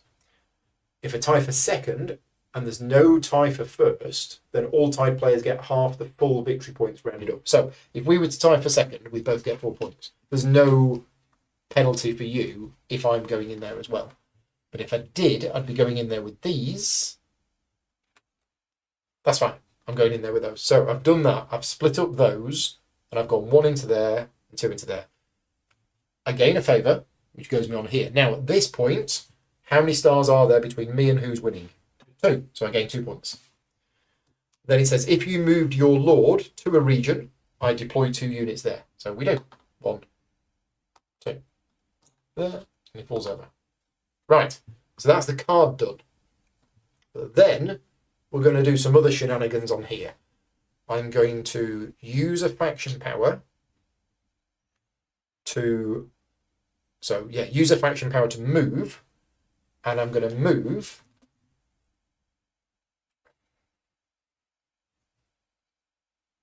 this one to here. Yep. And then I'm going to use Baelor's ability to move Baelor back to here. Now that doesn't cost a faction power. And if I really wanted to, I could do that to draw a card. But I'm thinking not. So the White Heart, just so you know, it has a passive ability. Enemies cannot move or destroy my units in here. So my units here cannot be moved or destroyed. And during battle, I negate all abilities and passive abilities on enemy artifacts. So your artifact, I've negated it. They still give their base strength, but they don't get any of their abilities. Okay. Because it's a protective creature, I think, the White Heart. Yeah, well, good job I've already used it. Yeah. And now I do the prophecy, which is what all of that was about. So I get 3 points. That's a shame. And then I get 2 favour. So we're all on the same. But I get a card, and I also do catch up, which is 1 point. So I can have a red card. Right, I think we're all now done. So I discard those, and I'll have 2 red cards at the end of my turn. Okay, so that is it for the preparation phase, and we now go into the battle. So the first thing that happens is we decide who is the most worthy of wielding Excalibur. And in something that's I've never seen before in this game, we've all got exactly the same favour with Lady of the Lake, so she can't decide who she likes the most, so she gives it to me. Because it's my game. No. So the favour is now reset, but nobody gets Excalibur. Now, if we get to the end of the game and nobody's gained Excalibur, I will explain what it does. But for now, we can skip over that part. Then we assign the Green Knight. So the Green Knight, again, this is optional, I believe, but we're playing with it. This is going to go to the player with the least current points, which is me. And I can deploy this in any region that has an enemy lord or enemy champion. This counts as a mythical beast and as a champion. It counts as a unit. I need to observe my stacking limits. And it's going to give me 2 battle strength and maybe some points at the end of the game as well. Well, I wasn't going to put him in the middle. So I can't put him here. That's the interesting thing. I am not allowed to put it here because there is no enemy champion there. Or lord. So I could put him here. Ah, that's interesting, isn't it? Now, there's no artifact here. But there is points. I could put him here. So I could put him here, but if I did, I'd have to lose one of those. And I could put him here if I wanted to. Now what that means is that would effectively take 4 points off Pete. Because I would get second place in here. I'm going to put him here. Okay. So I've got the Green Knight. The Green Knight is fighting for me. So we're going to stick a flag in it. There we go. That's on there. So the Green Knight has been allocated. What we're now going to do is we're going to do battles. So battles always start with the northeast region and they go clockwise around the board. And then once you get to there, you go in, you do that one, and then you do these, and then you do that one. And at this point in the game, just before we go any further, I'm actually going to zoom out because this looks... The table presence of this game is quite nice. If I just zoom out on the main board, because you're not going to see this from the overhead camera, but that's what it looks like. So, battle number 1 is here. Now, the first thing you do is you calculate the strength of both sides, or all of the sides that are in the battle, which is what this is for. So, Pete, you've got the slaw. Yeah. And it's got 2. Yeah. So you've got 2. I have a champion. A champion is 1. Now, if I didn't have a champion in there, I just had like a warrior, that'd be it. The battle would be done and dusted. There would be no cards played whatsoever because it is just based on the strength. But because I have a champion there, I can choose if I want to play a battle plan card. Now, Pete can't play a battle plan card. So the battle plan cards are the red cards. And let me just show you these on the big screen. So, for example, this is a battle plan card. Now, when you play a battle plan card, if you do want to play one, it's this now down here, which is called the battle plan limit. And this is going to act as a limit to the strength bonus that this card can provide. Now, there are 2 variants for combat in this game. There's the push your luck combat, which is what we're playing with today. There is a deterministic combat, where it doesn't use the push your luck mechanism, and this will basically add 4 battle strength to you. But we're not going to use that today. We're using the push your luck version. In addition to playing your battle plan card, you may choose to play up to 3 other cards behind it. For example, I could play those 2, and those 2 would class as bonus cards, and each one of those increases the battle plan limit by 1. So if I wanted to do this, what I'd do is I'd put that card to the front, those 2 cards behind it, then I'd put my divider, and then I'd put all of my other cards. And those would be secret, as normal, so that nobody could see what we were doing, because this is all done simultaneously. And then I'd reveal them, and I say, look, this is my battle plan, and it's 4 plus 2, so my battle plan limit is 6. Now, you're going to see this in more detail when we go to a more detailed fight here. But for now, I'm just going to do this fairly quickly. And I've just noticed, actually, the camera's a bit dark. So I'm just going to up the brightness a little bit on the camera. Apologies for only just noticing it, but I'm going to up the brightness a little bit. Let me know if that's any better. I think that's better. So as it is, Pete can't play a battle plan card because he's not got a champion in there. I can. And as long as my strength is 2 higher than yours, then I'm okay. Oh, gosh.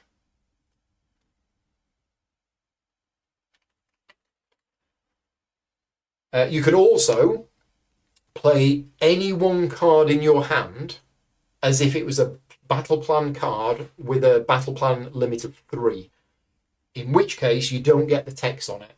And I'm actually thinking that's what I might do.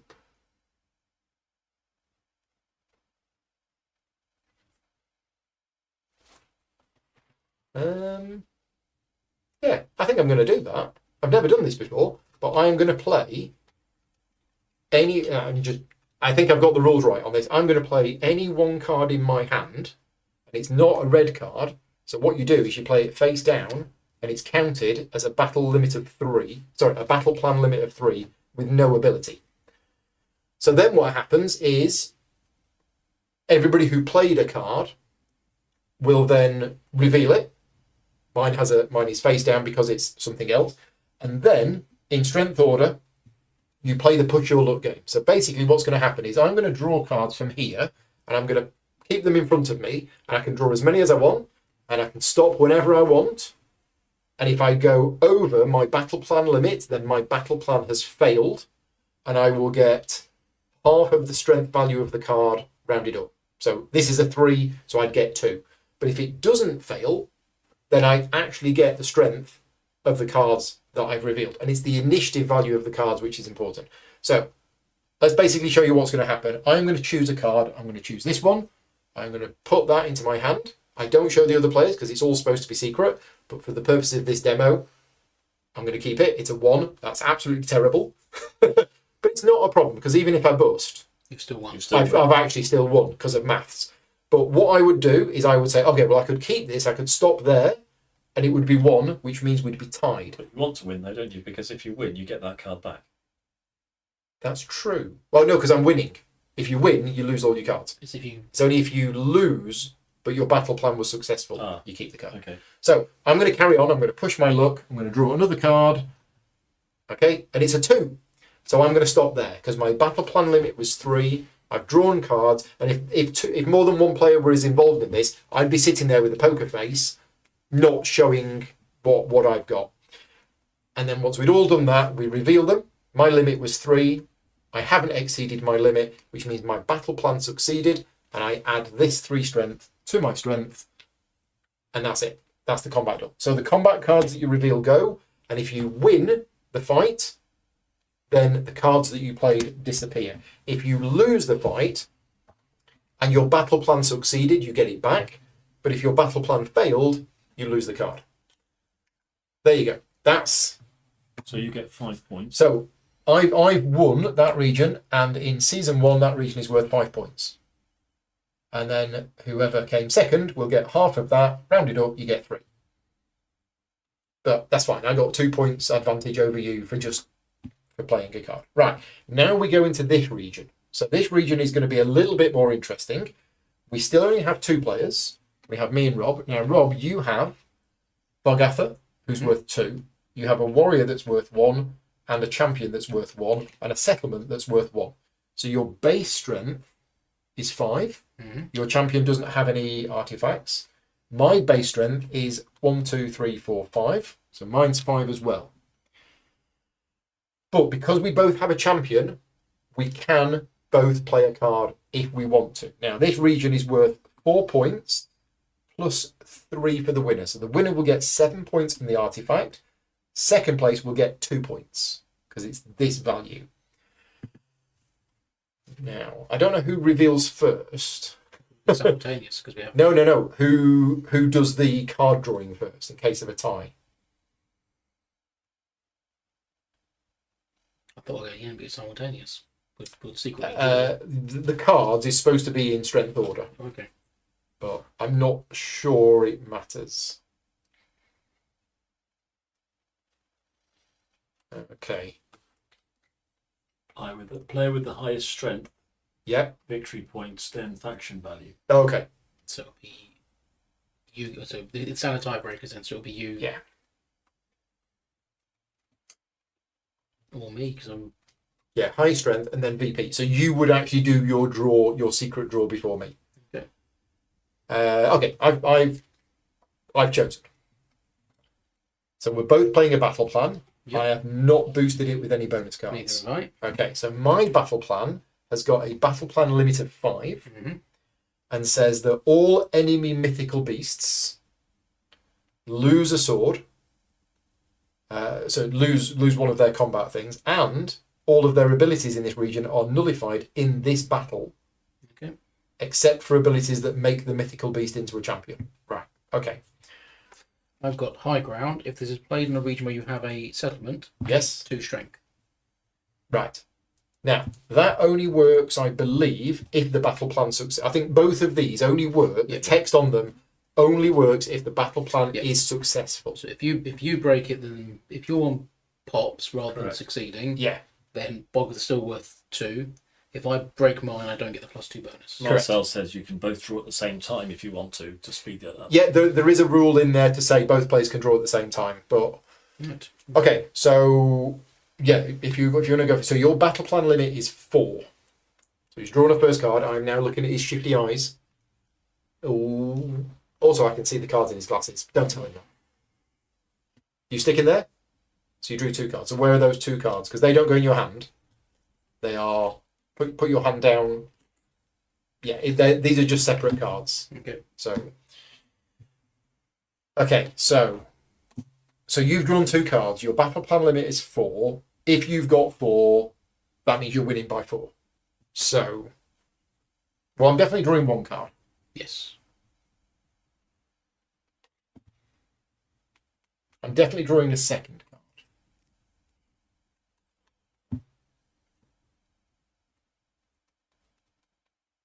What does yours do again? So +2 strength. That's just a straight +2. If you don't break it, if you don't bust, you get 2 extra strength because it's around of the high ground Yeah. of settlement. I'm going to stick. Okay. So now we reveal. 3. 4. Okay. So. So neither of us bust, which means both of our battle plans work. Yep. So Bogartha actually loses A strength. moves me down 1. Yeah, Then I go up 2 because I have the high ground. yeah, Then I gain 3, yeah, and you gain. and I gain 4. We have a tie. Which means you are going to win because you're low on the victory points. No. Ties for battle are we both get it and nobody gets the artifact. Okay. I believe. Let me just double check that. So the player with the most strength comes first and gets the full VP indicated in the region for that season. In case of a tie for first, all tied players gain the first place VP, but other players do not gain any. And what about the artifact? Some regions have an artifact card. The player who earns first place gets the artifact. What if there's a tie? If there's a tie that causes there to be multiple winners, you draw 1 artifact from the top of the artifact deck per additional winner and place them face up near the region. Then in order of the player with the lowest VP to the highest, each winner gets an artifact. Marvelous. Cool. I remember that now. So first things first. We both first get things 4 first, people, we both get 4 VP. 4 VP. Okay. Then I'm going to discard the combat cards. Then you draw the top card of the. Your battle plan, not yet, but yeah, it will be discarded. So now we're going to draw another artifact, and it is the Swan Cloak. So we have the Swan Cloak or Chestifioli. Right, okay, and I choose which one of those I want. So the Swan Cloak is a passive that means at the start of each. Start of each miss phase, draw a card. And the sword is once per game, reduce the cost of one of your settlement cards to 0. So I mean, you're already building cheap settlements anyway.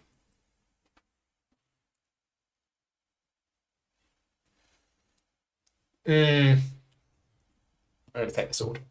I'll take the cloak. So you get 3 and I get 4. I get 3 points, you get 4 points. 1, 2, 3, 4. Now, who am I going to give that sword to? It doesn't kind of matter. Because yeah. Is it immediately passed out? Oh, no, sorry. It goes to whoever's in the region, of course. Yes. So that's my champion number 3. 1. So champion number 3 gets that. Okay. Awesome. Right, that was cool. I'm glad we've seen that. So now we go, yeah, so we both won, which means the battle plan cards disappear. We now go to this region. So I have 4 strength because I have the Green Knight. No, 3 strength. I've got the Green Knight and my champion, so I'm on 3. Pete, you've got 4 because you've got your champion and 3 warriors. So we may choose to both play a card. We are fighting over 8 points, but there's no artifact in here. And there's still quite a few regions after this.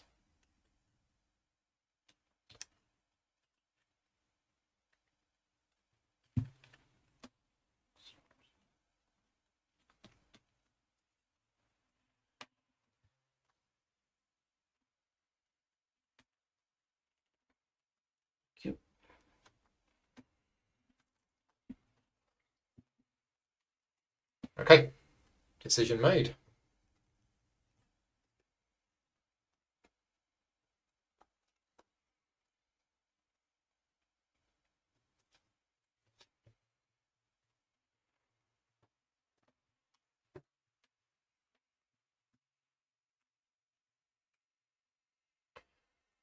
I played nothing.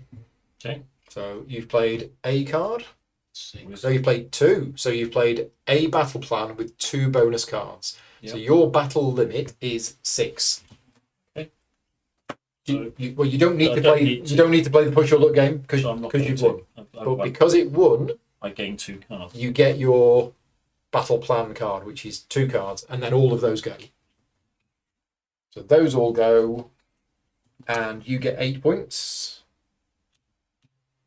2, and then I get 4. Okay, that's that region done. So now we go round. We go round here. We're in here. So we're now fighting for the Holy Grail. And I think this is mine. So I've got my Lord, who's got 2 strength, and a warrior. So I've got 3 strength. Rob, you've got 1 little warrior sat there taking photos. So happen to be there, yeah. And Pete, you've got 3 strength. But neither of you two have champions in the fight. So all I need to do is Say something that gives you 1 point or more. So I'm going to do the same thing again. I'm going to play a card face down as my just 3 strength battle plan. And I'm going to push your luck. I've drawn a 1, and that'll do. So I win. So I gain 16 points. Because I get 6 for the region, and I get 10 for the Holy Grail. So with the Holy Grail, you get the Holy Grail, the token. The card is supposed to go back here. But at the moment, the abilities that are printed on the Holy Grail are only printed on the card. They're not printed on the token. I think they might be going to put them on the token. But just for the purposes of showing the game how it's supposed to be, the card is supposed to go back there. But I can read what's on there. So the Holy Grail is whenever is used for... So whenever you tie for initiative, you may choose your place in the order the tie is resolved. And it's also got 1 strength on it. So I think you give it... Yeah, I think you give it to... Yeah, that's the... Well, it has a strength on it, but because I'm not keeping the card, I'm keeping that. I guess it goes there, but it has a strength on it. So Right, and who was second? Pete, you were second, so you get 3. 1, 2, 3. Right, next we do this region here, where, yeah, it's a similar situation. Got 6. You've got 1, 2, 3, 4, 5, 6. I've got 2. Pete's got 2. Neither of us can play cards. Yep. You can play a card if you want I'm to. going to, because the effect of this lets me... Pass me the card. So Rob is going to choose to play this card. And the reason he's playing it, he doesn't need to play a card in order to win the fight, but he is choosing to play this card. And the reason for that is, if he wins and he gains a non-grail artifact from the battle, which is what that is, then you're going to discard the artifact, but draw the top 3 artifacts and keep 1. Yep. Interesting.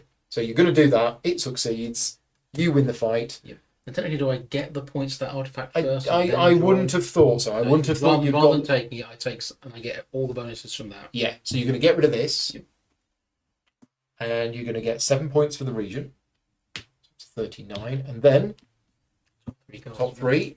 See what you've really found. Yep. Meanwhile, there is a tie for second place, so we both get 4 because it's half of that rounded up. So 1, 2, 3, 4. 1, 2, 3, 4. I believe I will take the Spear of Longinus. 1, 2, 3. So that's worth 6 VPs. 4, 5, 6. Wow. Okay. And at the start of each missed phase, I gain 1 up on the track.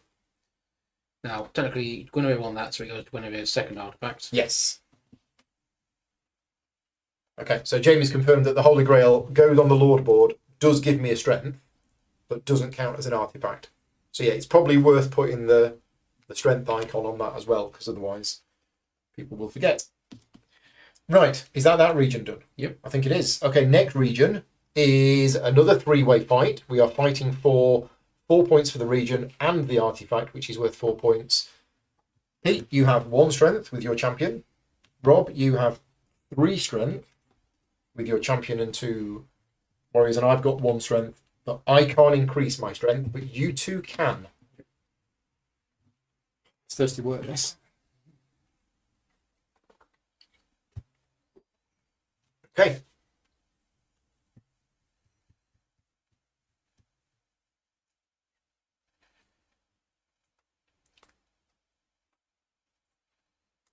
And then after this, it's just the centre.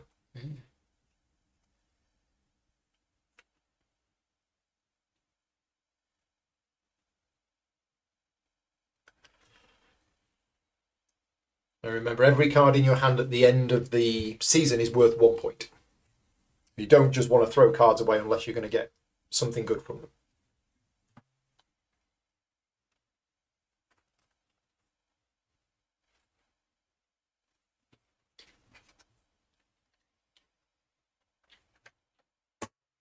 Now, as long as you play 1, Pete, then you will get second place. And take it off me. In fact, he's not going to change your points, but it will take points off me.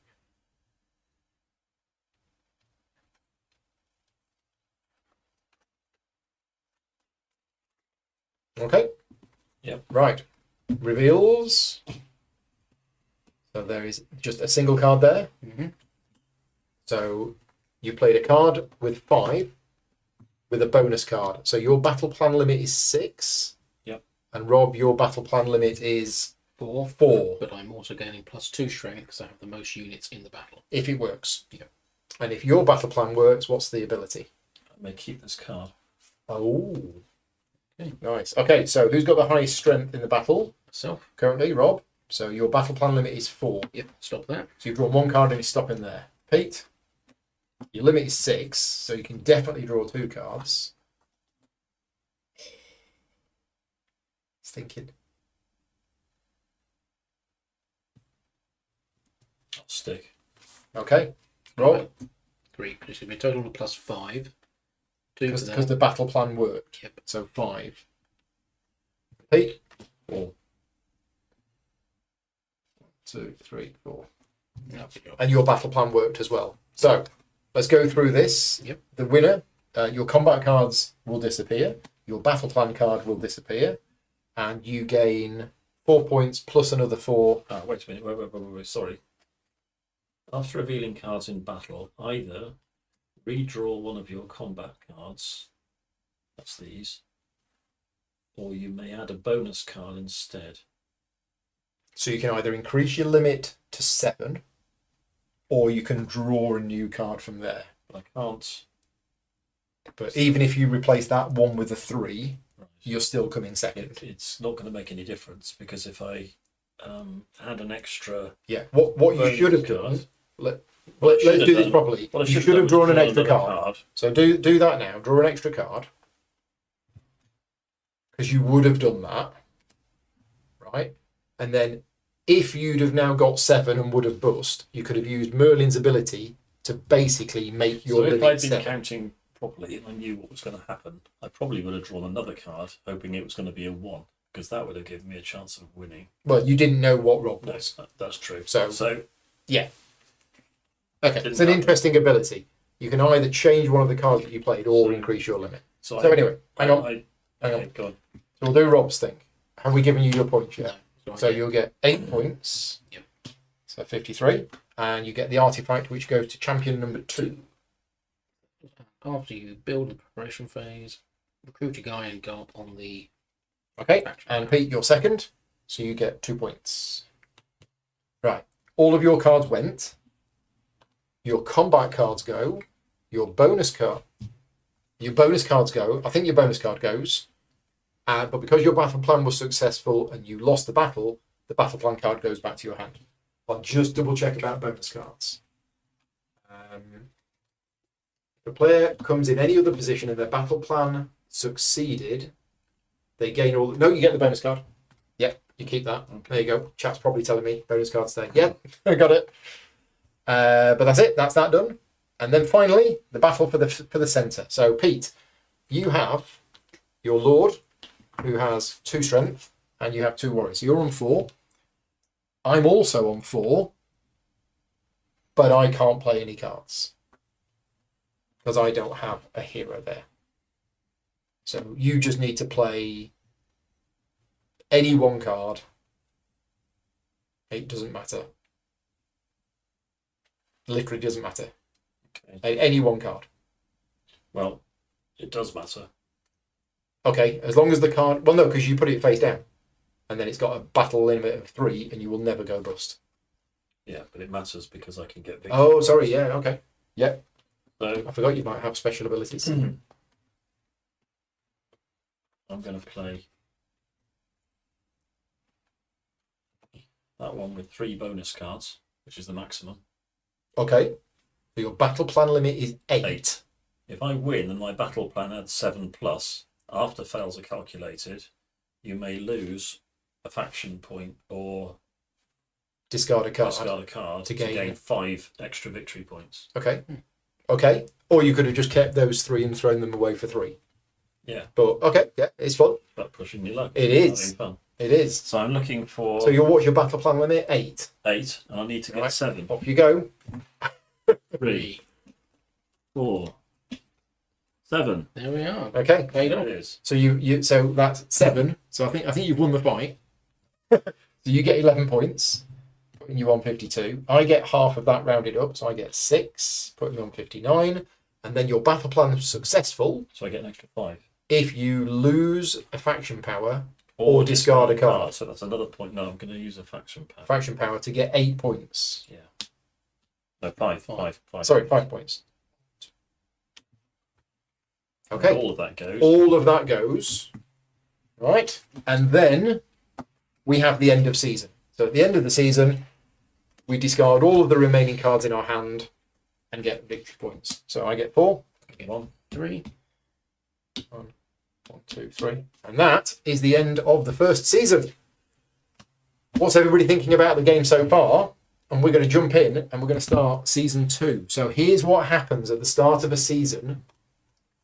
We have 7 steps to follow, and I'm going to go through them carefully so that I don't miss one. The first one is miniatures get removed. So we remove all miniatures from the board, including the mythical beasts. Where's the mythical beast? There you go. So Paul's, once again, this is the start of the mist phase, Paul. it is the start of the mist At the phase. start of the mist phase, I get to go at 1 on that track. You get to go at 1 on this track. Yep. Which means you get a faction power. Which I'll trigger through Bogtar to go up on that track again. Which means you get 1 point. Thank you. Right? So that's the start of the mist phase. Yep. Right. Miniatures come off. The old Green Knight goes back. He's so fickle.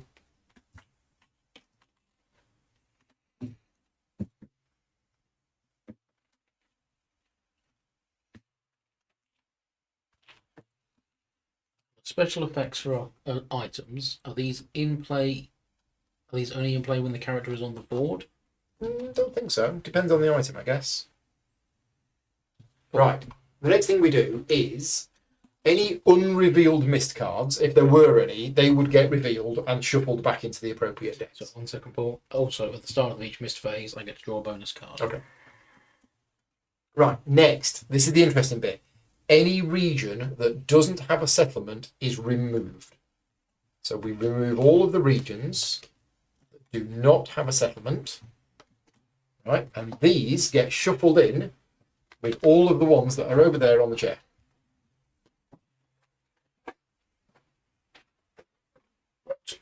Yeah, we shuffle them all together and then we lay out new ones. It does say in the rules that Rob has to throw them on the floor. Yes. Yeah. May I ask it for the rules?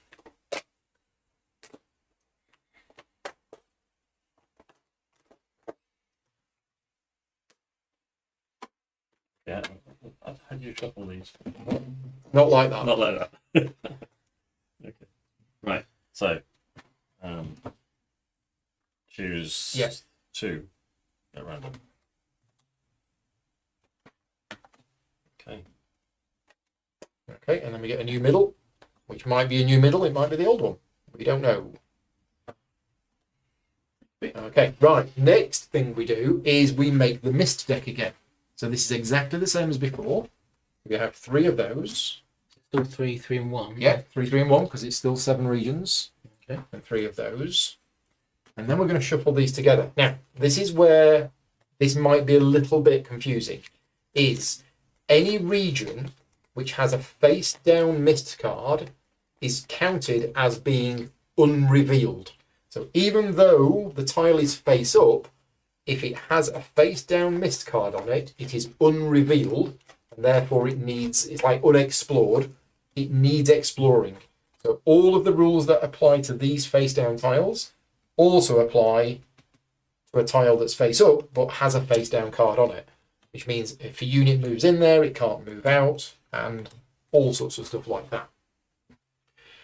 Right, so we've done that. Next, we do prophecy cards. So in season 2, we have 2 prophecy cards. So the prophecy cards that we have are, let's press it's button number 2. We have, they shall cast a shadow in the south. So you need to have 2 units in all of those regions. I think that probably should say in each of those regions. But in those 3 regions, which are in the south, you need to have at least 2, and that should say at least 2 units. Again, these are old cards. They have been changed. This one is to have a hero, which is a lord or a champion, in the central region, so the very, very centre, and discard a card that has so discard one of those cards. And that's they will build to the heavens. Right, so we have 2 prophecies that are available. Next, we reset abilities. So all of your cubes, don't change the faction power, but the cubes will come off. Then gain settlement bonuses. So Rob, you gain 5 points, and you get to deploy 2 warriors here and 2 warriors here. But these don't count for that until they've been explored. Correct. These don't count. But as soon as anyone takes that card, Then they count. Yeah. Get PPs from the visible. I think that got knocked. I Deploy didn't warriors. have any faction power because I was using it to gain that. So I don't know how that. You definitely had one. Well, Pete through all of the regions over. Yeah, Okay. I did it deliberately to try and knock you down. How else am I supposed to beat you at games? And now you can rearrange your artifacts. So you can swap your artifacts between your characters however you want to swap them. I think I'm okay with this. Mine's fine. And then we draw cards. So I'll deal out these.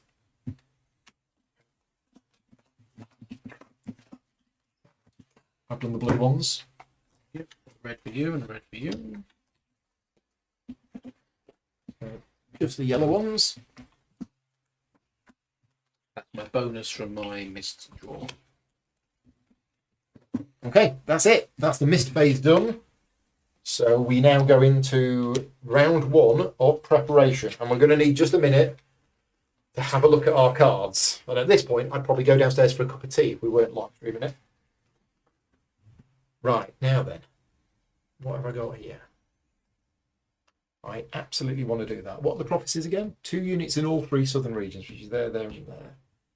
And have a hero in the middle and discard a. Oh.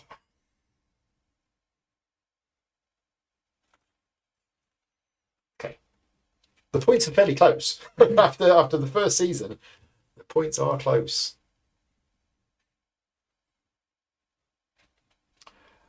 I've just looked at the card and gone, well, that's amazingly awesome, and then I've seen how much it costs to play it. But it's still amazingly awesome. So I think I'm going to play.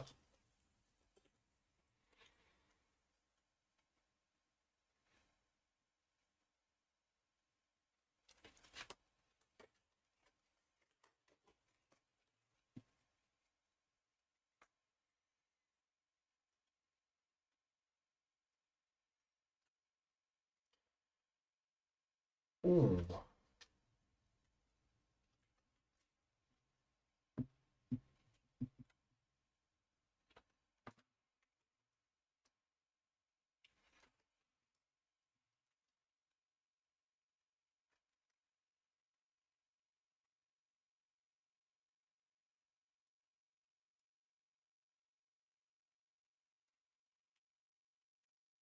Okay. All done. Did the Knights gain their settlement VP? Yes, the Knights did. I gave him 5 VP. Got my bots as well. And you got, yeah, I mean, that's a really good. Settlements are great. I was going to build one, but with only 3 turns, I was like, I want to do other stuff. 2. Okay, so I'm playing a card with 3 cards to pay for it. Okay. Oops. I've got mine the wrong way round, sorry. Oh, damn it, I've got them wrong. Oh, never mind, I'll stick with what I did. Sorry, it's too late because I've seen what you've done. Yeah.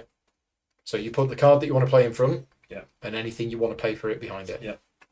So I'm playing that, and it's costing me 3 cards. So I'm on initiative 2. So am I could choose to use the Grail. It's only a one-off. If you don't, I'll get to choose to break the tie.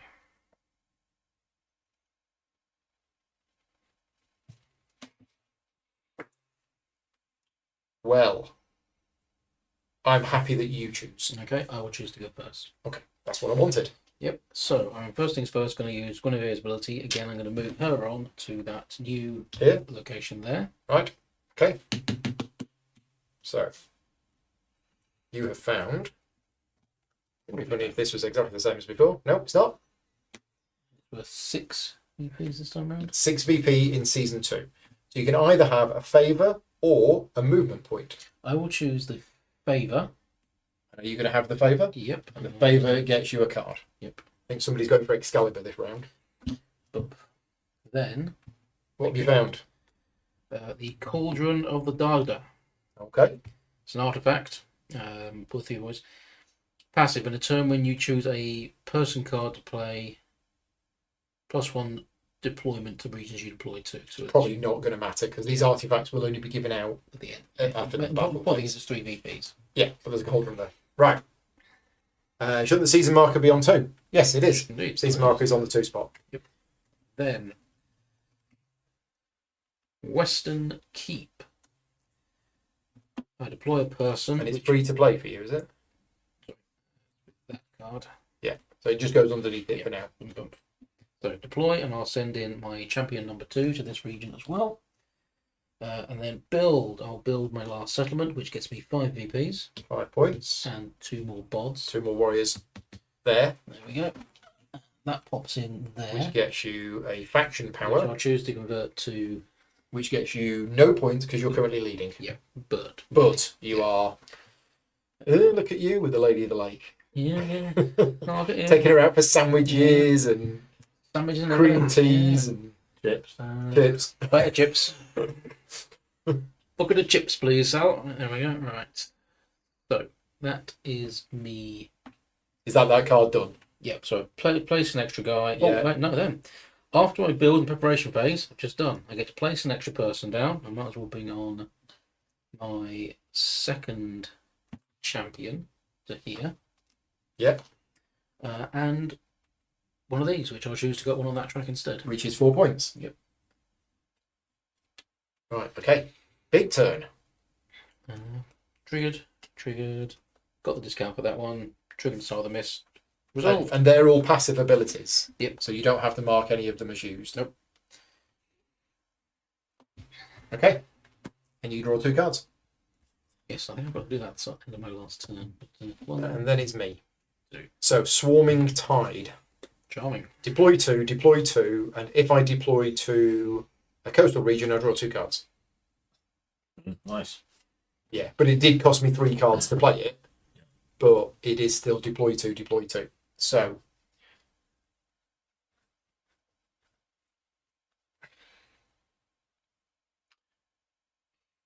feeling I'm going to come in same place that I did last time.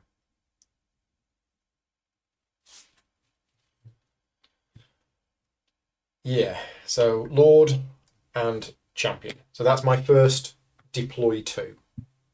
I'm then going to explore. So I do get an exploration bonus, and I'm going to choose to gain faction power. And then we've found Gwen. It's an artifact. 3-point artifact with an ability that you can move to any region on Avalon. Okay, right. So that's my explore done. Then I'm going to deploy another 2, and I'm going to deploy a champion and a warrior to here. Okay. And you've not claimed that prophecy yet because this hasn't been explored. So the second anyone moves there and So explores. timing question. What happens if I move in there now?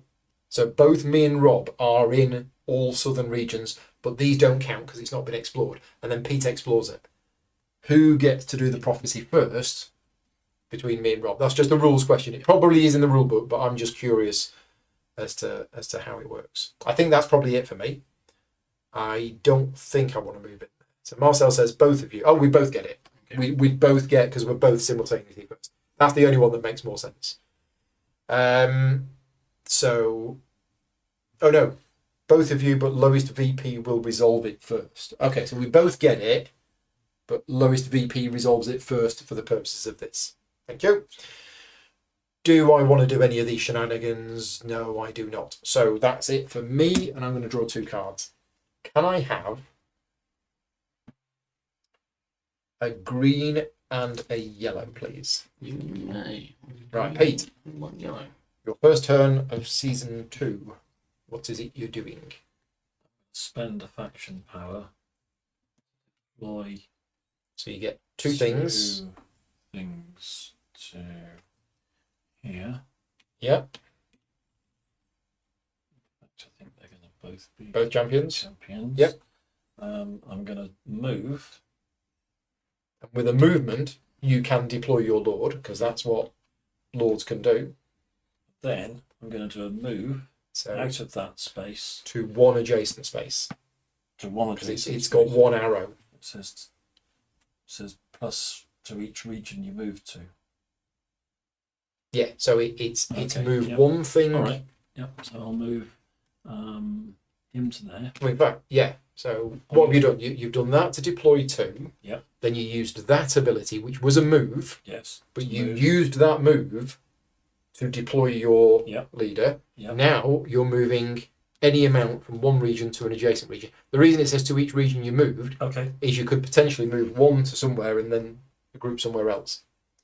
So I've done 2 moves. Yeah, the I've first done a move move was into actually there. a deployment. Yeah. And then I've done a move into here. Yes. So I can put You can now do a deployment to each of that these, I believe. on that. Yeah. There. I can then move him into here.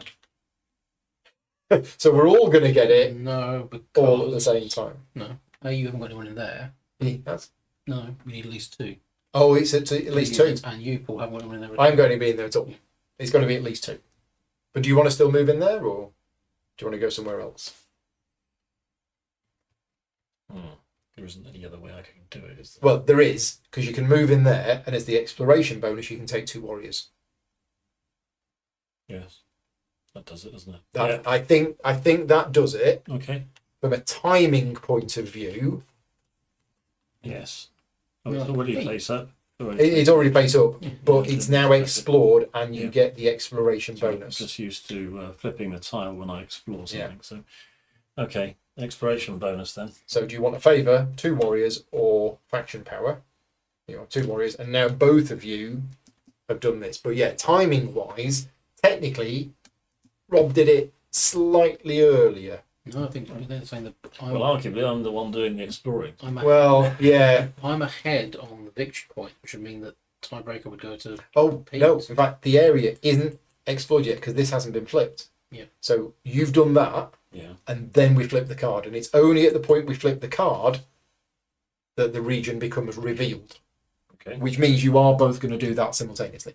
Yeah, but Pete, I think gets the first person marker on it because. No, I think it's simultaneous. That's what they were saying. No, they said check the. Let's read the rules on prophecies. This Those is BP will resolve it. yeah, first. we resolve it first, but both of them get. Tell us in the chat whether they both get the first person bonus. It is a timing thing for prophecies. If you complete a prophecy during somebody else's turn for any Both reason, get first. There we are. yeah, they both get first. Thank you. Yeah, because it's pretty much at that point it gets revealed. You both get it, and you both get Okay. first. So that gets flipped over, and it's the Wandering Mountain. Cool. There you go. So we're going to do a bid for this. Oh yes, it's It is, and because this is season 2, each of us can now have 2 mythical beasts. So the Wandering Mountain has turned up. Whenever this moves, Gain a gain. bonus based on the region type. Rivers get you 2 victory points. Mountains get you a Favour. favour. Forests, you may lose 2 victory points to gain Draw a card. Okay, Hmm. cool. Okay. And it's got 2 strength points. And who's exploring? Pete. So you've got a bid of 1.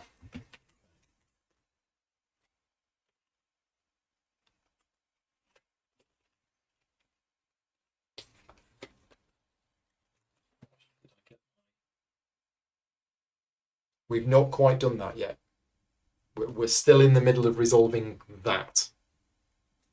So we haven't done the rest of it yet. I think I've already taken You've already taken those 2 warriors. that which one I and that shouldn't one, have which you taken shouldn't yet. have taken yet. So in fact, you can't do the prophecy yet then. You'll trigger it at the end of. Well, you'll trigger it this. You'll trigger it pretty much now, and at the point you trigger it, you don't have 2 units in here because we haven't finished resolving your card yet.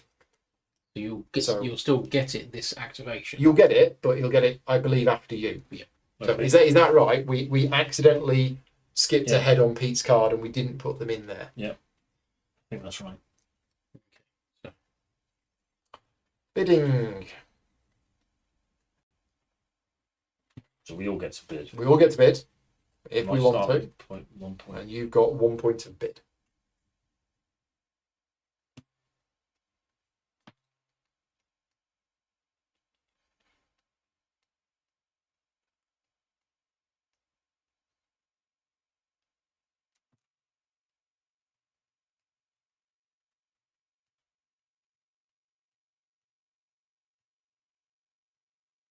I know I should have done. Never mind. Too late. Hmm.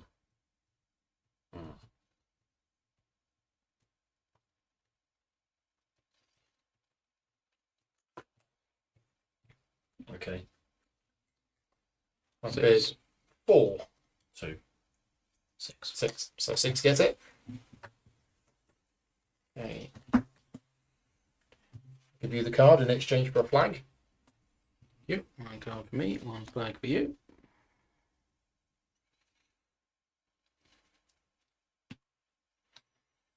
Okay, Wandering Mountain has sided with the Arthurian Knights. So now, even though we've all just worked out both of you are going to get the prophecy at the same time, it's because Pete had 2 units on here which he shouldn't have had yet. So I think Rob gets it. Yep. I think you get this first, and you get 4 points, and you get 3 of this, which One is of which I will convert to one of these. okay, So I get 2 on that one. which is 6 points. Yep. And 1 on the faction power. Because Pete, at the moment, hasn't completed the prophecy. Is this correct? Please let me know if this is correct. And then we carry on resolving Pete's card, which is you gain a faction power, and then you deploy 1 unit to each region that you moved to. Okay, Harry's saying yes, excellent. So you moved to this region, so you can deploy 1 thing to this region. Okay. Coleslaw. Yeah. And you moved to this region, I believe. You've technically moved his character. Yeah, and you also moved to this region. Oh no, you moved your character here with that ability. No, with that ability. Yeah. That moved your character there, so not that one. So you didn't technically... No, I moved in here with that ability. You moved in there with that ability. Because once you start doing a card, you have to finish doing the card. I think you did that first. So I deployed 2 units in there. With that. Yes. Yeah. I moved 1 of them into there. Using what ability? Using this. Yeah. So once you start doing the card, we've messed this up. Apologies. We must have messed this up. No, I started with the Lord. He came in. Right. So that was that ability. Yeah. Then you did this. No. Yeah, you can't. No, I started with deploying those 2. So that was the first. Then I moved.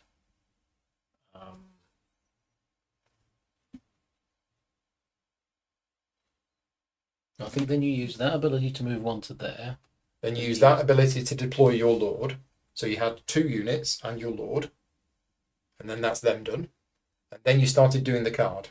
Yes. And with the card, you moved one thing. The Lord came into here to there. On his own. And then you moved that 1 to there. So these are the 2 regions that you've moved into using that card. Should be that one. Honestly, yeah, that was it. Yep. Yeah, we're going to have to move on because. Yeah. All right. Okay. Yeah. That's it. Yeah. So you've not quite got the prophecy yet because you don't have 2 people in here. And that is the end of my go. Because you've used that ability. You could still use another faction ability if you wanted to, but. Well, let's do it just so that I do what I wanted to. So let's do that, which allows me to move any amount of units from one area to another area. Right, let's move that one into there so I do complete. Right, so now you've completed the prophecy. Okay, right. So you get 4 VPs. 4 VPs and 2 favour.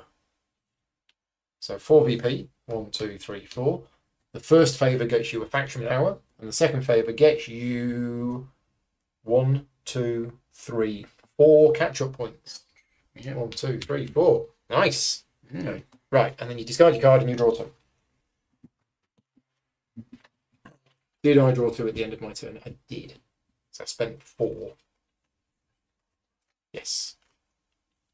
And then we're going to round 2. Well, Pete's got his 2 cards. Okay, so what's the situation?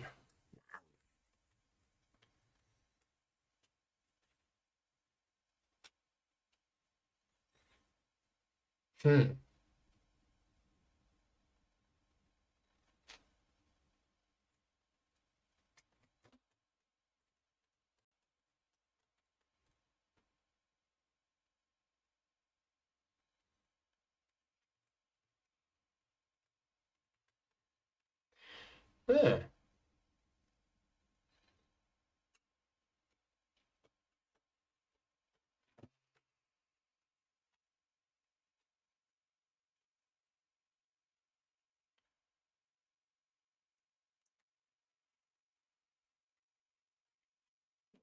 What I should have done with him is when I deploy. Oh yes, when he deploys, does he or eat somebody? moves to a region with at least 3 enemy units. Well, there are at least 3 enemy units. Is it units or warriors? Enemy units. You may destroy a warrior there Yeah. Who you gonna eat? and gain a. Gain a strength token. So it's not. I mean, I think it could be either of these. You can. Yeah. Um, He gains a strength token. There you go. Paul's got the grail, so he's definitely worth eating. Great. He's grail basted, makes it extra tasty. yeah, but you're winning, so you can lose. Probably a fair tiebreak just because I'm winning. Right. Okay. So how are we going to do that? I mean, So round 2, round 2. you can need to push on. Okay. I have chosen. Ready? Yep. Hang on. Sorry. Having said that, we need to push on. I'm the one that's slowing everybody down. Don't you dare say as usual. I was just thinking it. Tapping out a Morse code on the table. Okay, so it's going to be these 2. Yep. Yep, ready? 1. One. One. And I'm paying for it with 1 card. Paying for the 1 card. So we've all played 1.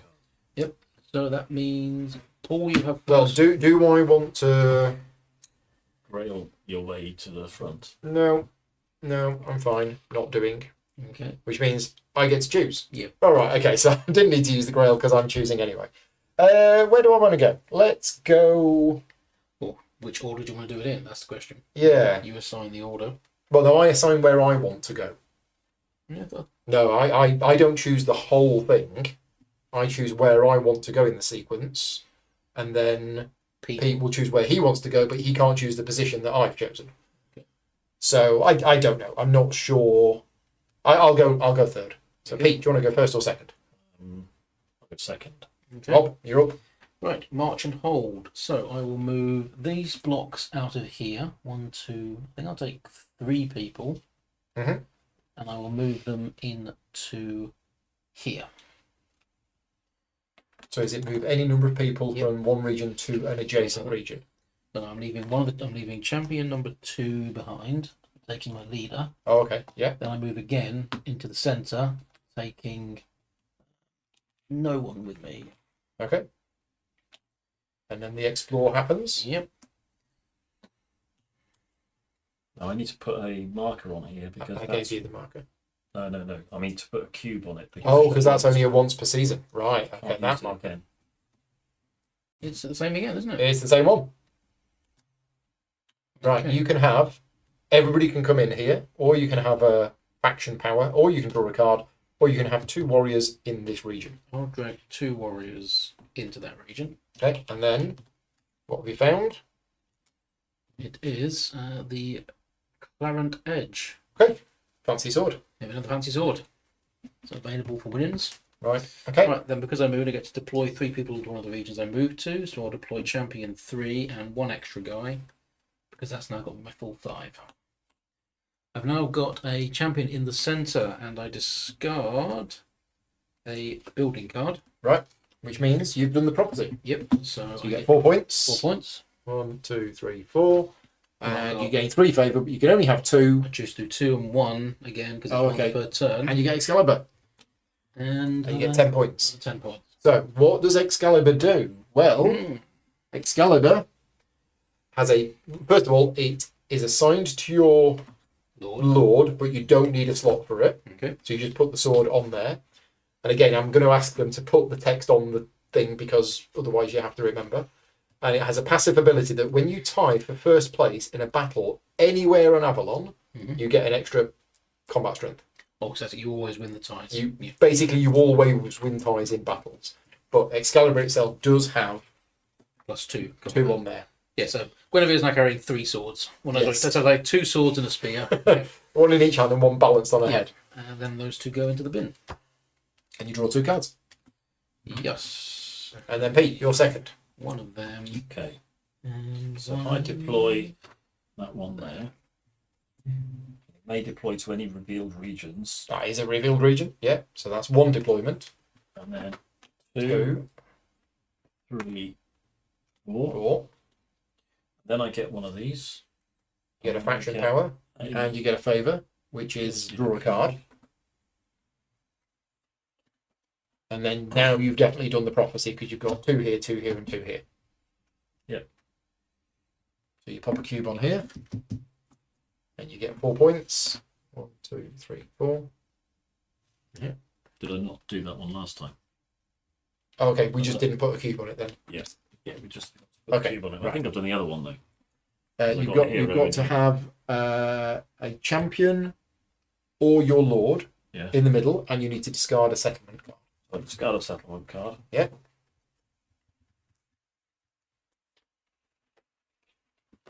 Okay, prophecy done. 4 points. Oh, yes, that's what I did that. And 2 favour. So catch up points. 1, 2, 3, 4. And then 4 more points. 1, 2, 3, 4. I was winning a minute ago. It zoomed all the way up to 10 on the first turn. No, round 2. Yep. Round 2. All done. Any other So abilities you want to do? That, and I got that, didn't I? Yep. So that's that one. Draw 2 cards.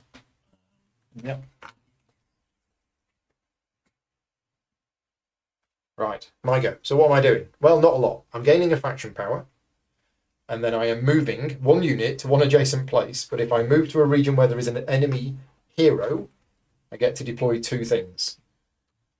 Well, I think that's what I'm doing. I think my lord is going into here, but the thing is, I'm not exploring. I might have to use that.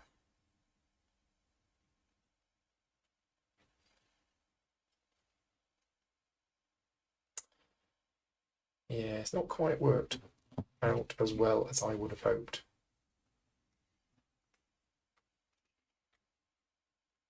But let's do it. So we're going to move the Lord into there.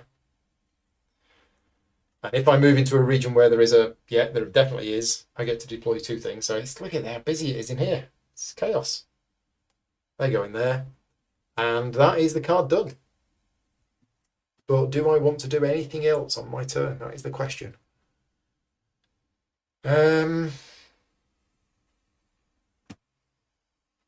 So I'd have to move back to here in order to do that prophecy, which I don't really want to do.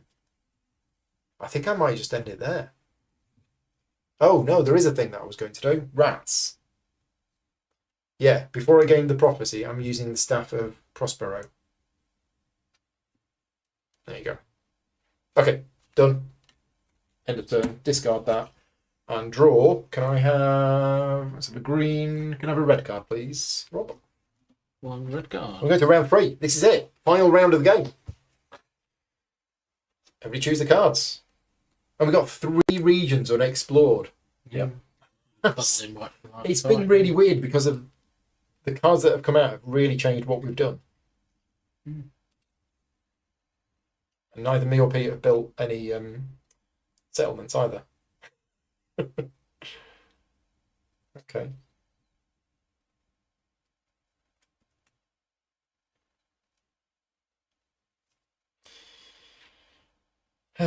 Right.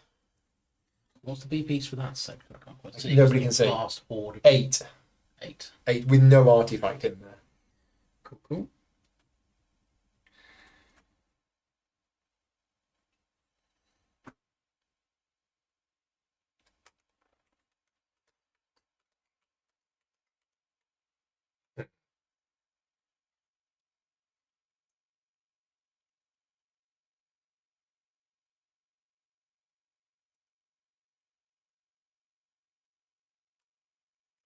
Okay, right. I got a plan.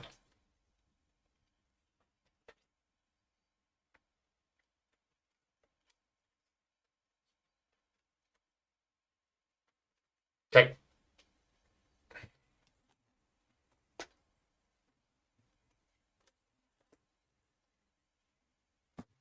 One.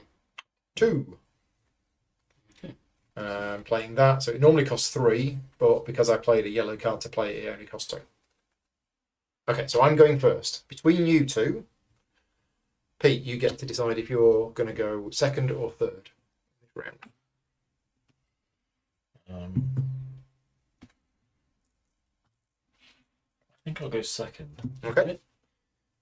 So I'm going first. Right, now then. I need to do some stuff.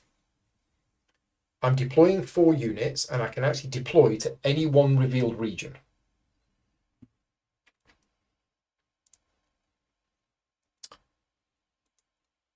So I could just dump all of these in the middle. It's worth 15 points. One monster of a slap find. But I'm going to put them all in here. So 1, 2, 3, 4 prophecy triggers. I get 4 points. 1, 2, 3, 4. And 2 of these. So I gain a faction power. And I get catch-up points. My catch-up points is 1, 2, 3, 4, 5. Okay. We're good. So I'm in the middle of resolving this, and I've done the prophecy. Then I'm going to move 1 unit to an adjacent region. Mess that up. Rats. Threw the wrong card away. Good. No, that's a nightmare. It's an absolute nightmare. Oh, because I was going to move into there and do the other prophecy, and I haven't kept a settlement card. Which is fine, I could use a faction power to draw a card. Yeah. That's what I did when I did. Yeah, but if I use all 5, it's worth 5 points. I know, but I messed up, so I used these to. Yeah, I think it's. Right. I think it. Yeah, And essentially, in the end, just gave Rob the victory in the. it's. But I thought I was going to be seizing it, so. It's probably cost me 5 points to do that. So I'm going to move 1 unit to 1 space, and it's going to be into there. I mean, so I could do that, and then I'd do the prophecy, which means I have to. No, I'm going to do something different. I'm going to forget that prophecy. I'm going to move into here. Mm-hmm. So I'm going to get to explore this.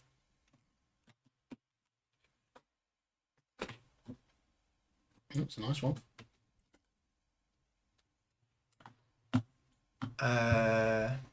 15, no, 9 points. Well, no, I can now do the prophecy, kind of, because I could use Baylor then to move into here. Could the exploration bonus could be the favour, which would get me a card. I could draw the settlement card, and then I could do it. Mm. But if I did do that, I then wouldn't have anybody in here to get involved in the fight. But I need 9 points. I think I'm just going to take 3 points as the exploration bonus. 1, 2, 3. Right, and we found is Telios. It is the big dragon. So flat, flat, flat, flat, flat, flat, flat, flat, flat. Down because the big dragon. It's worth 3 battle strength. And if you deploy it or bond it, you get a card. Mm-hmm. And then it has an ability on it that in Telios' region, after combat cards are revealed, but before they take effect, you may switch your combat card for 1 in your hand. You may switch your combat card. I think that means a combat card. Right, and it's worth 7 points. Now, who's already got... I've got 2. You've got 2 mythical beasts already, so if you won this, I'd have to be. you'd get the 7 points, but then you'd have to lose 1. And I get +1 on the bid. We all bid. We can all bid. Can all bid.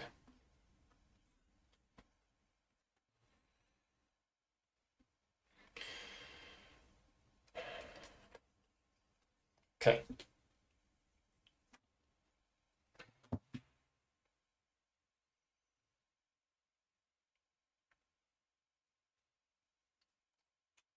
If you're still watching us, thank you very much for watching. And if you have any questions for Shadowborn Games, please pop them in the chat because Jamie's here and Harry's here. 4. 2. Or with my bonus 1. 5.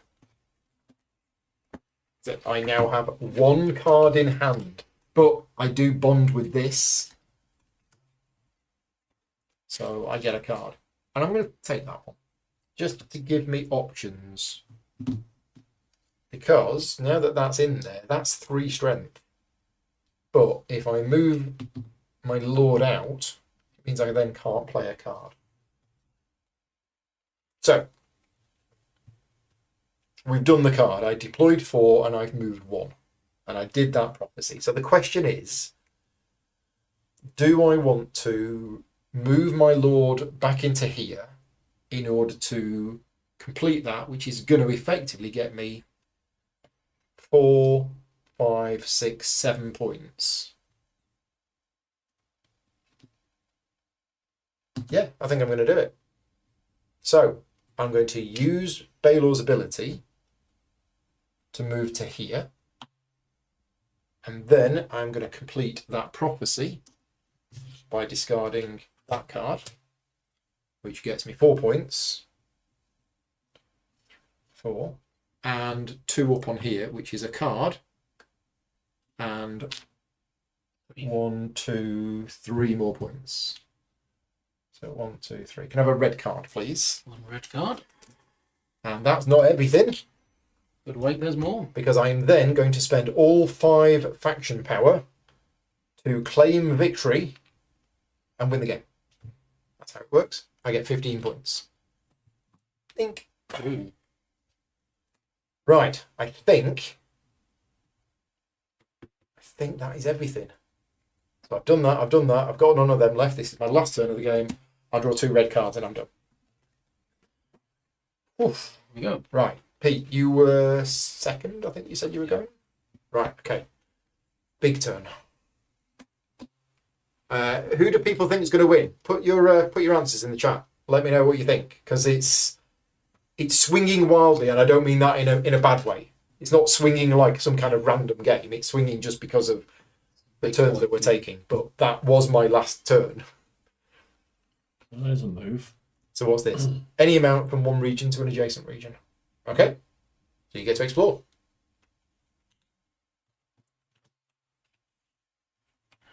Is it the beast or is it the grail? That's key. Now, do you want 3 points, faction power, or a champion? 3 points, I think. 3 points. 1, 2, 3. No, sorry, wait. 1, 2, 3. Faction power. Okay. 3. And now it is the Grail. Grail. The grail-shaped beacon. It's 10 points. It's 10 points. So that's a 16-point region for whoever wins that region. Yep. It's big. So that was your first group movement. You now have a second group movement.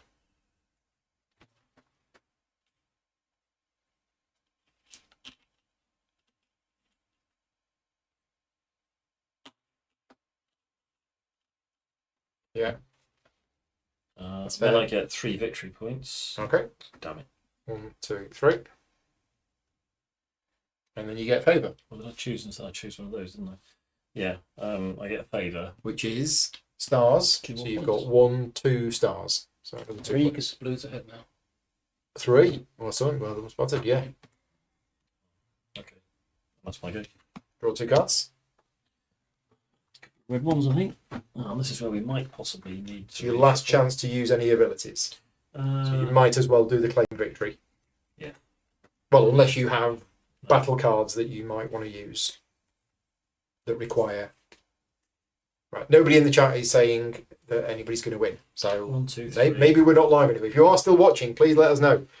So I get 7 victory points. Yeah, it's very close. But now Rob's about to take his last turn and probably score 30 points. So So I'm going to play Escalation, which actually move all units into one area, gain one of these, and recruit 2 people there. So I think, see, that's worth 15. yeah, That's worth 16. 16. You've only got 1 unit in there. I have my lord who is in the centre. You've got base combat 2 for that one, isn't it? 3, 4, 5. Yeah, base of Yeah, 5. 2, 3, 4, 5. So I will move in, and you've got 1, 2, 3, 2 In here, Yeah, I have 2 strength. you've got 2. Which champion is this? Yeah, that's champion 2. There was nothing special about it. Yeah, nothing special. Right, that's only worth 6. I'm going to abandon that sector. Move him into there. So this is the region you're using. Yep. You're choosing, and you move any amount from adjacent regions into there. 2, 3. It's movement. It's not deploy. No, oh, right. deploy. And now you're deploying 2. Yep. To that. Can they be deployed there? Oh, yes. Sorry. You don't have a settlement there. Sorry, I will deploy them to here, where I do have a settlement. Yeah. I'll spend 1 point to activate that and move them in the traditional way. Right. Boom. Okay. Then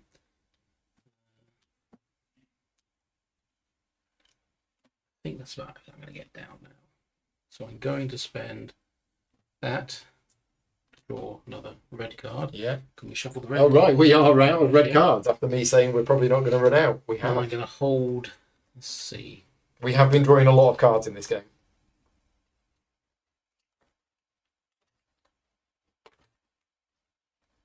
Yeah, I'm going to hold that for now. I think that's everything I want. Okay. So we're all done. 3 rounds are finished. Yep, but I will draw 2 more red cards once. Sorry. Nearly there.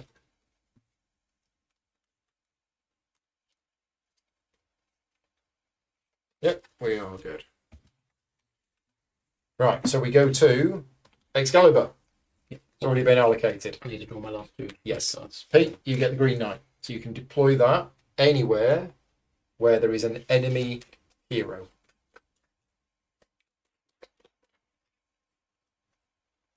Thank you.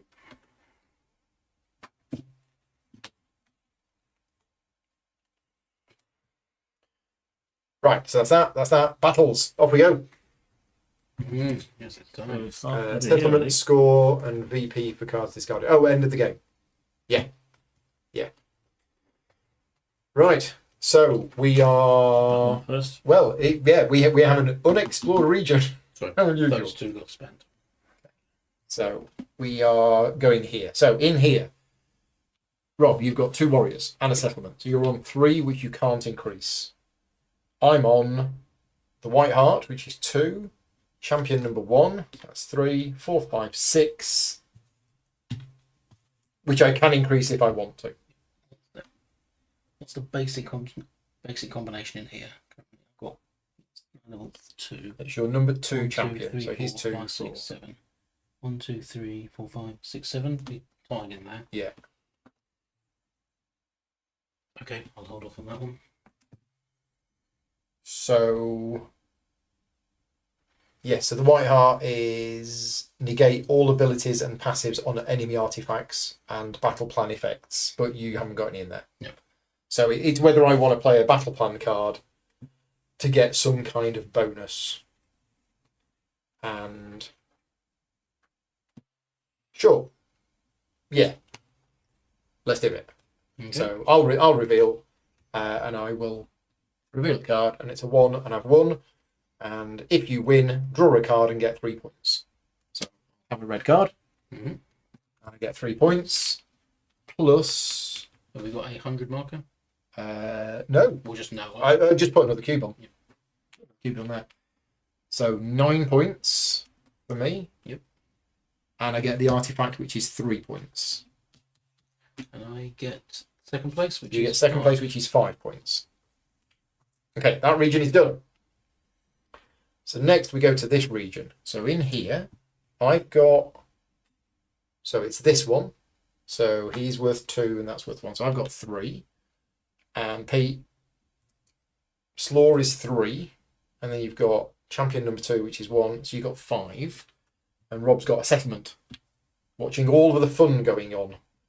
Now, both me and you can play cards if we want to.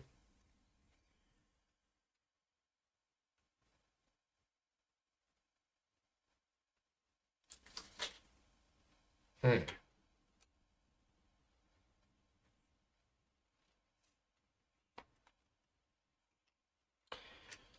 Hmm.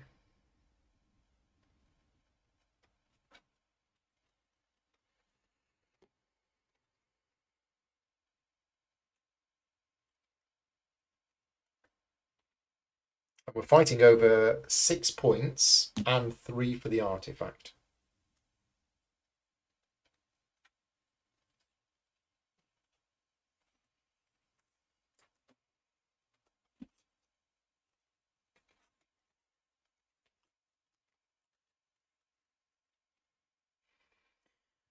I've understood this correctly. Yeah, I think I've understood this correctly. If I've got the rules wrong, this is going to be completely messed up. But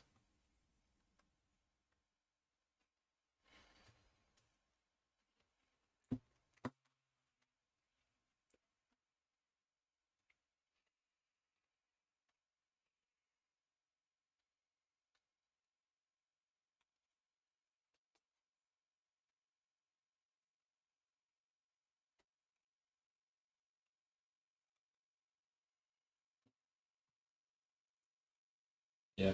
okay.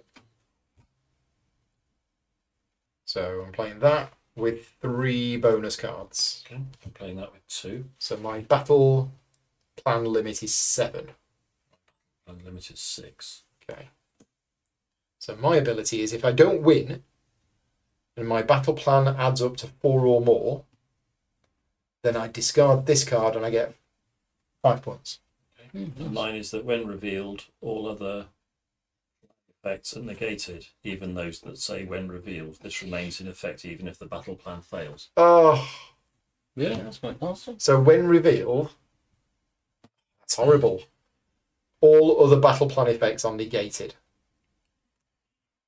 So it's just a straight. So all that counts and all sides is the value. Okay, it's just the values. So you've got the higher strength. So you're going first. Nothing because I'm. Yeah. Stick. I mean, my battle plan limit is 7, so I might as well. All right. I'm going to stick. Oh, Okay. right. 5. 6. So you get 5. I get 6. Okay, victory for green. Fine. So these cards go. You succeed, and you get. So I lose all of these. Yeah, they all go, and you get 6 points plus 3. Put 9 you to points. another green cube there, please, mate. So I get all of these back, And 3 points. and I get 3 points. Cool. Yeah, I was hoping to throw them away for 5. Okay, back round to here. Back round to here. So what's going on here is I've got Telios, who's got 3. 3v3, but green does get to play. Yeah. cards. You just need to play a card, and you'll win it.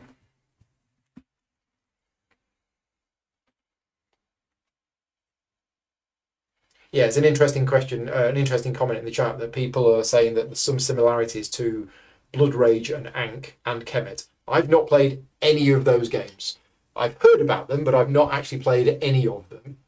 But Jamie, if you don't mind, Jamie, the designer of the game, is in the chat. Did you get any inspiration from those games? Because I think I might be the only person in the whole world who hasn't played either of those 3 games. Okay, so I just need to play 1 card. Yeah, 1 strength will win the fight. So you play any card. It doesn't even have to be red. Oh, that's true. Yeah. So you're safer to play a non-red card. Okay, I'll Yeah, play so that. it goes face down. So you've got a battle plan limit of 3. Yeah. So you draw any card. You haven't exceeded 3. That adds to your strength, and you win. Okay. 9 points for green. Yep. And 5 for blue. Right, that area is done. Now we go to here. So I'm in there with 2. Mm-hmm. And Rob, you're in there with 4, 5, 6. 6. I can play a card, So can I. and you can play a card. So I will play this. I'm going to play the same as I did before, because why not? So my battle plan limit is 7. Battle limit is 4, and by win I get to draw 2 cards. Okay, well, off you go. You're first. Okay. And again, if you don't like this push your luck mechanism, you can use the deterministic rules, Stop there. where you don't draw cards, it's just what it says on the card. So you would have 4 and I would have 7. Yep. So you've drawn 2 cards and you've stopped. Yep. So I'm thinking, well, worst case you've got 2 and the battle plan fails. You've probably got 3, so you're probably on 9. I mean, I want to get it to 4. So I'm going to draw that one. I'm going to draw that one. I'm going to draw that one.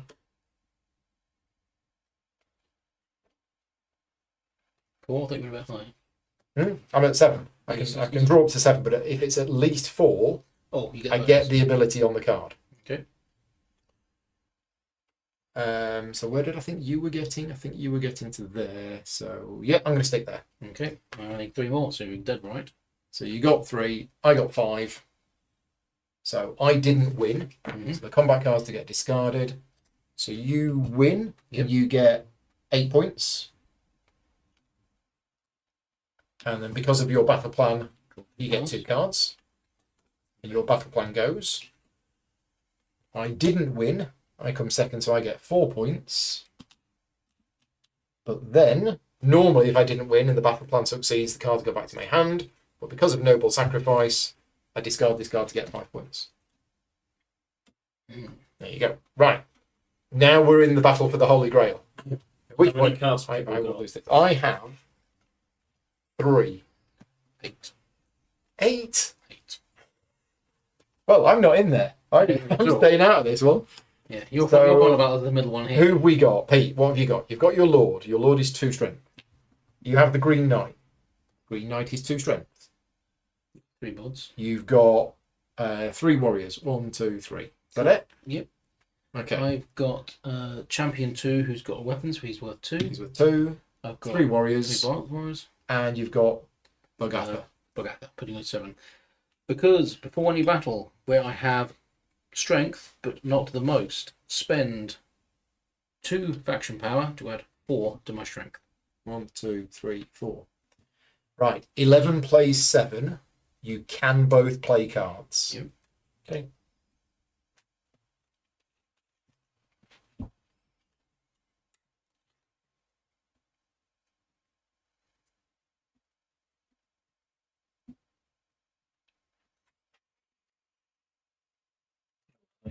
I did get that, didn't I?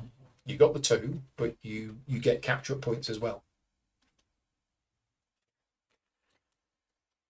Yeah, after the battle, where the Green Knight wins. So if you win the battle, you will get capture-up points as well. I suspect you might not win this, but Rob's got 8 cards and a 4 strength advantage already. Okay. Right. Okay, reveal cards. So I've got a combat strength of 7. A battle plan limit of 7. Battle Pete. plan limit of 4. Okay, Rob, you're going first. Okay. 1, Limit of 7. 2, and I'll stop there. 1, 2, and I'll stop there. Okay, and reveal. 6. 5. Okay, so combat I don't cards. get the 5 because Oh, you bust. Your battle plan limit was 4. I misread it. I wasn't going to drink. I wasn't going to draw any cards because I didn't want to. Sorry, I misread it. I knew I was going to lose, so I didn't want to draw any cards. I didn't. Okay, well, so you didn't draw cards. Sorry, because I needed to win the battle plan. You need to lose. You needed to lose, but the battle plan needed to succeed. That's right, and I got it the wrong way round. Yeah. Sorry. Okay. So Rob, you've won. Yep. So all of your cards go, and you get 6 points for the region and the 10 for the Holy Grail. 14, 24. Now I believe that means that I lose the Holy Grail immediately because I was going to get the +1 strength for here, but I don't now. Even better. +1 more. Pete, you get 2nd place, which is 3 points. And then because your battle plan succeeded, you get the card back into your hand. Although it says discard it, doesn't it? Yeah. Discard. It says discard it and draw Two 2 more. red cards. Yep. Right. And then finally, The last the grand battle for the centre. Right, so who's here? I'm there, and I've done You've got triggered my 3. special ability. So I've got Guinevere, who is 1, 2, 3, 4, 5, 6. 6. Yep. You've got Excalibur and the Holy Grail. 7 for champion number 3. Wow. 8, 9, 10 for the 3. 10. Yep. Well, I've got my Lord, who's got a staff. So I've got 2. And Pete, you've got 1. I think we might have lost this.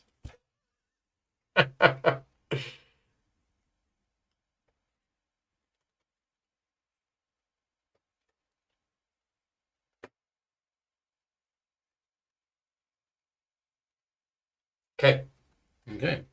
Knights cannot use the ability because they started with more strength than another faction. Would Nope. Rob have still won? Nope.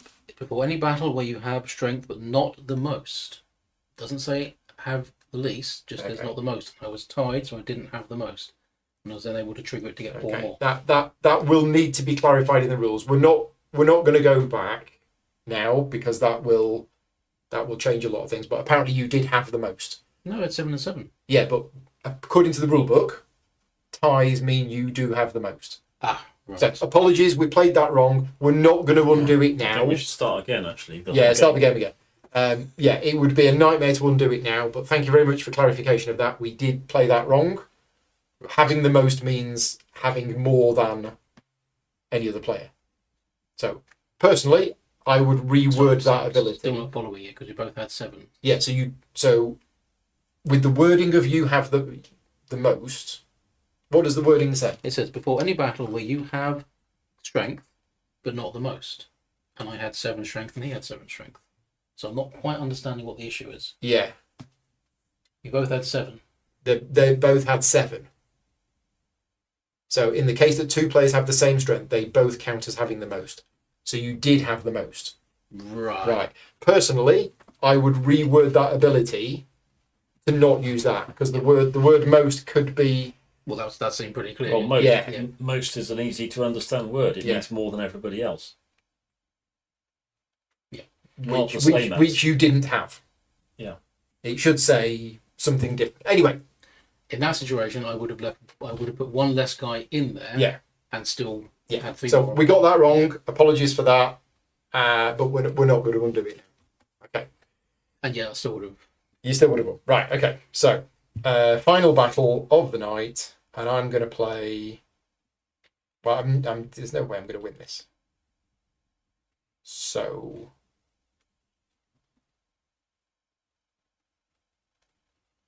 Let's do that. Okay. I'm going to put in combat value of 6. Battle plan limit. Battle plan at 6. That's put it wrong. My battle plan limit is 5, My battle plan limit is 8. but mine says when revealed, Mhm. the maximum strength of all enemy battle plans is reduced by 2, and all battle plan effects cannot add strength. Okay. So, yeah, enemy battle plans. So mine is The now battle 6. the battle plan limit. Right. It used to be called max strength. It's now called battle plan limit. My battle plan limit has gone down from 8 to 6 then. Okay, and Rob, your battle plan limit Would have been 6, so it's down to 5. Minus 1 is minus 2. down by 2. 4. Okay, and your battle plan effects Doesn't- cannot add strength. This one doesn't add strength. Okay, right, but you're drawing first. You're already way ahead. So 4, it said, wasn't it? down by 2. I'm going to stop there, actually. Pete? No, it's me next. It's me next. So my limit is 5. So we'll have that one, and we'll have that one. I'll stop there. My limit is 6.